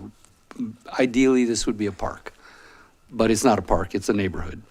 And so from a quasi-judicial standpoint, I can make the same findings as the Board of Zoning Appeals, so I will make that motion. Okay. Is there, let's continue with Councilmember comments. Councilmember Lyon? So I have just a couple of questions. To clarify, and I think you answered this, but the hydrology will be addressed, has already been addressed in an engineering report, or will be addressed during the building? They have to do a preliminary as part of the HDP, but they have to do a full hydrology as part of the building permit requirements and their grading plans. And then on this, compatibility has a meaning in context, right? Is there a design component of neighborhood compatibility in this context? Now, if maybe Joseph could pull up the slide that has the two findings, the two additional findings, so you can see what they are. One's related to views and the other's more about bulk and mass and how it looks from the street. So the first is, so these are the two additional findings. And so one is related to view impacts. And so and we define in the code what the protected views are, and Right. those aren't impacted here. And then the second one though, the massing, so it's massing, scale, and building articulation of the dwelling or other structures as viewed from public or private streets. So so there's some, there's some discretion there in So terms of the decision. but from a policy perspective, does it present as fitting in with the other houses around it? Correct, and that's why staff's assessment was it's 2-story at the street.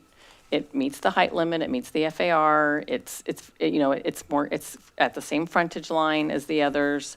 They have windows and some other articulation, so it looks more residential, it's not fully modern with no windows in the front. Sometimes they're all in the back, and there's nothing in the front. So, we have our arguments outlined, but we found that it met these requirements. Right. I have to say, having looked at it, I also can't agree with my colleague that it strikes as mansionization. It looks compatible in terms of size with the houses around it from the street, which is, I think, the finding that we need to make, irrespective of how I may feel about any of the size of the house or what they've chosen to do with it.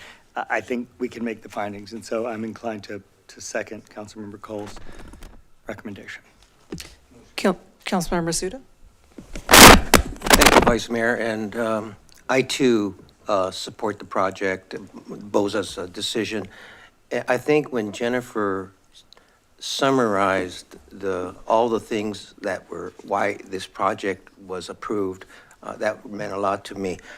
I had one question though, and someone answered it in the back, kind of. Why is the garage so big? Because it's all underneath us. It's hidden from the street. We'd have to ask the applicant why they want a garage of that size, but yeah, it's tucked under and it's all underneath the third level underneath so you can't see it from the street. You turn down and go around behind it, but I think you'd have to ask the applicant why they want a garage of that size. I see. But they're allowed to ask for it. It's counted within the floor area ratio, so it's within their building envelope. It's counted towards that. Well, another answer I got from the back there was that the applicant is he's a car guy. Perhaps, but that's not factored into our decision-making. I We're looking at the code and does Yep. it meet the square footage, but yeah, you could ask the applicant. If the applicant would like to share. Does the applicant want to answer that? I think so, yeah. I don't need to know how many cars you have or what kind of cars you have, is that the reason why? Yes. And speak into the microphone, please. I currently have 4 cars, and I'm a car designer. So I recently graduated from Art Center from transportation design. So that's part of my my personal interest and also part of my job. And, Thank you. And also, just to add to that, there's a 2-car garage requirement plus a 2 guest space requirement. And so part of the thinking behind this was in putting it down there, it's actually less visible. You don't have a bunch of cars either parked on the street or in the front yard, which can be kind of a blight in a way. So, and that partly relates also to why the house was rotated and set back a little bit farther. Thank you. Seeing no other comments, I'll just chime in. I agree with Councilmember Cole. I'm very sympathetic to the neighbors. I understand the concerns, but sitting in a quasi-judicial capacity, we've got to apply the law as it is, and I believe the findings are supported by the evidence. I hear Councilmember Madison's concern about maybe our mansionization ordinance that was adopted or updated in 2017 isn't working out as perhaps you had thought it should or we wanted it to back then. I don't know. I would have to do some more thought on that, but that sounds like a separate policy discussion we should visit at another time, but for this matter, the applicant has met the existing legal framework, so, oh, I see you're in the queue, so go ahead. Well, if everyone's weighed in, I am not a mathematician like some of our commenters, but I can count. And the final thing I would just say is it can't be the case that neighborhood compatibility can be exceeded because, behind the project there is vacant land that then can be used as a reason to build essentially a home that's 3 times bigger than all the others right up against the curb like this one does. That's what I really struggle with. So if we do have future conversations about exceptions like that, it seems to me we should give some thought to why we would say that. We would say that because the idea is the size and massing can be mitigated in such a way that it's not so obviously incompatible with the neighborhood by where it's located. And you can't look at that aerial and not agree that they're basically using a third of the lot to build 3 times the house that most of the homes on the NIT block are, just because they've got vacant land behind them, which creates a great situation for that particular applicant, but not for the neighborhood. So Understood. thank you. Thank you. For indulging me. Of course. Councilmember Jones? Thanks, Vice Mayor. And, my first inclination is always to stand with the residents and represent the residents. But in this quasi-judicial capacity, I'm satisfied with the findings that Jennifer and her team have made. And so I'm prepared to support the motion. I believe first we need a motion to close the public hearing. Second. Okay. And I believe Councilmember Cole made a motion on the merits. Sorry. Are there any objections to the motion to close the public hearing? Seeing none, the public hearing is closed. Again, reiterating my sympathies, as others have expressed, with the concerns of the neighborhood and the points made by my colleague. I'm prepared to support the staff recommendation. And second. And Vice Mayor, I will not, out of sympathy or empathy or any other emotional reaction, I cannot make the findings that this project is compatible with the neighborhood under our code. And I would also overturn the variance and the lack of more substantive CEQA review. So I will object. Thank you. Understood. Are there any other objections to the motion? Seeing none, the motion passes. 5 in favor, 1 against. All right. Thank you very much, everyone who came out, the applicant and the appellants and the public commenters. I believe that concludes this matter.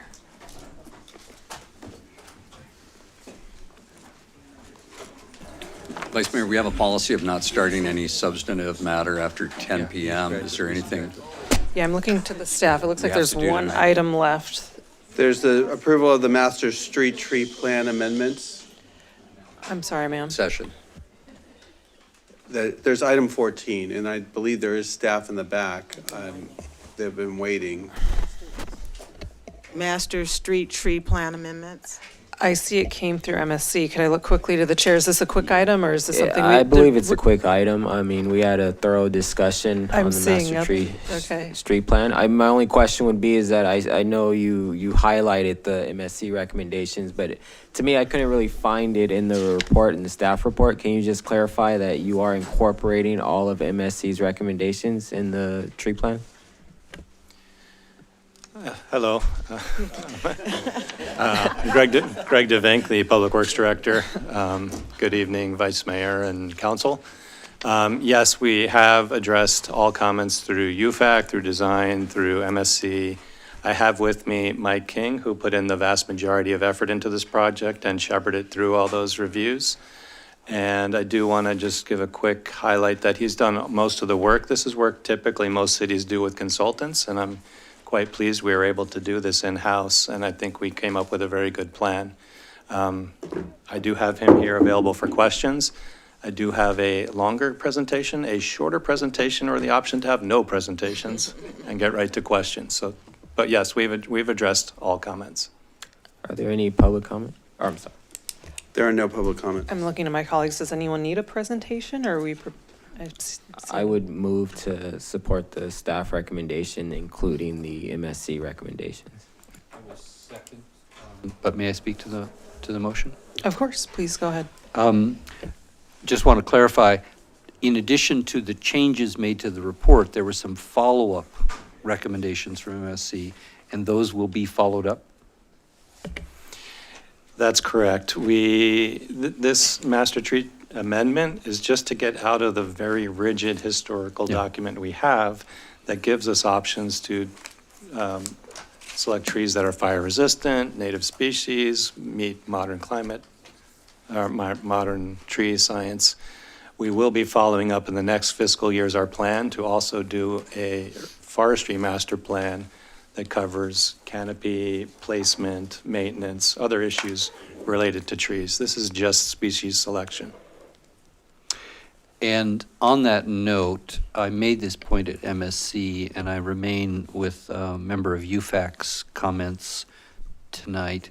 I remain concerned about an arbitrary cutoff of live oaks just because we have 10%. I think Jessica Richards makes a good point that many of the, one of them's been cut down on my street this, in the last 2 months, that we're not probably in danger of having 15% because we have an erosion of them. And so I hope we will not be rigidly applying that limitation on coastal live oaks. They are native, they are fire resistant, they are beautiful, they are also unfortunately slow growing, but they provide extraordinary shade.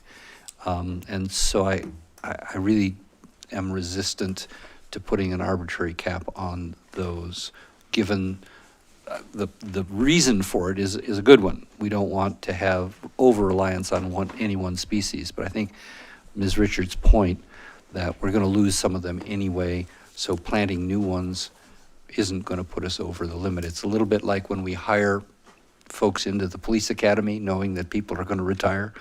I think we should. I'd like to have that understanding. We do, and I agree with that. I think Ms. Richards brought up a very good point. A lot of our oak trees are very mature and kind of near the end of their natural life, and we will be losing some. It's just inevitable. So I agree. I think we should plausibly overpopulate those a little bit with that understanding. And they are very popular. Everybody likes them the most. So. And in the interest of time, I'll make this short, but I think all of us on the MSC were appreciative about this effort. We're appreciative that this was a request from the council to expedite this, and you and your staff delivered. And this has been waiting for decades, literally decades. And the fact that in 6 or 9 months you were able to do this without relying on outside consultants, I think is very impressive. And again, it's 10:30, so, but I really do appreciate the work that's gone into this. Is moved by Councilmember Jones, seconded by Councilmember Cole. Are there any objections?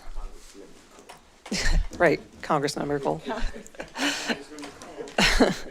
Seeing none, that motion passes. That completes our agenda. Yes. Are there? We're adjourning in memory. Yes, we have several adjournments. We are concluding in memory of all victims of the Eaton Fire, Christine Moore, and Kirk Dillman. So please.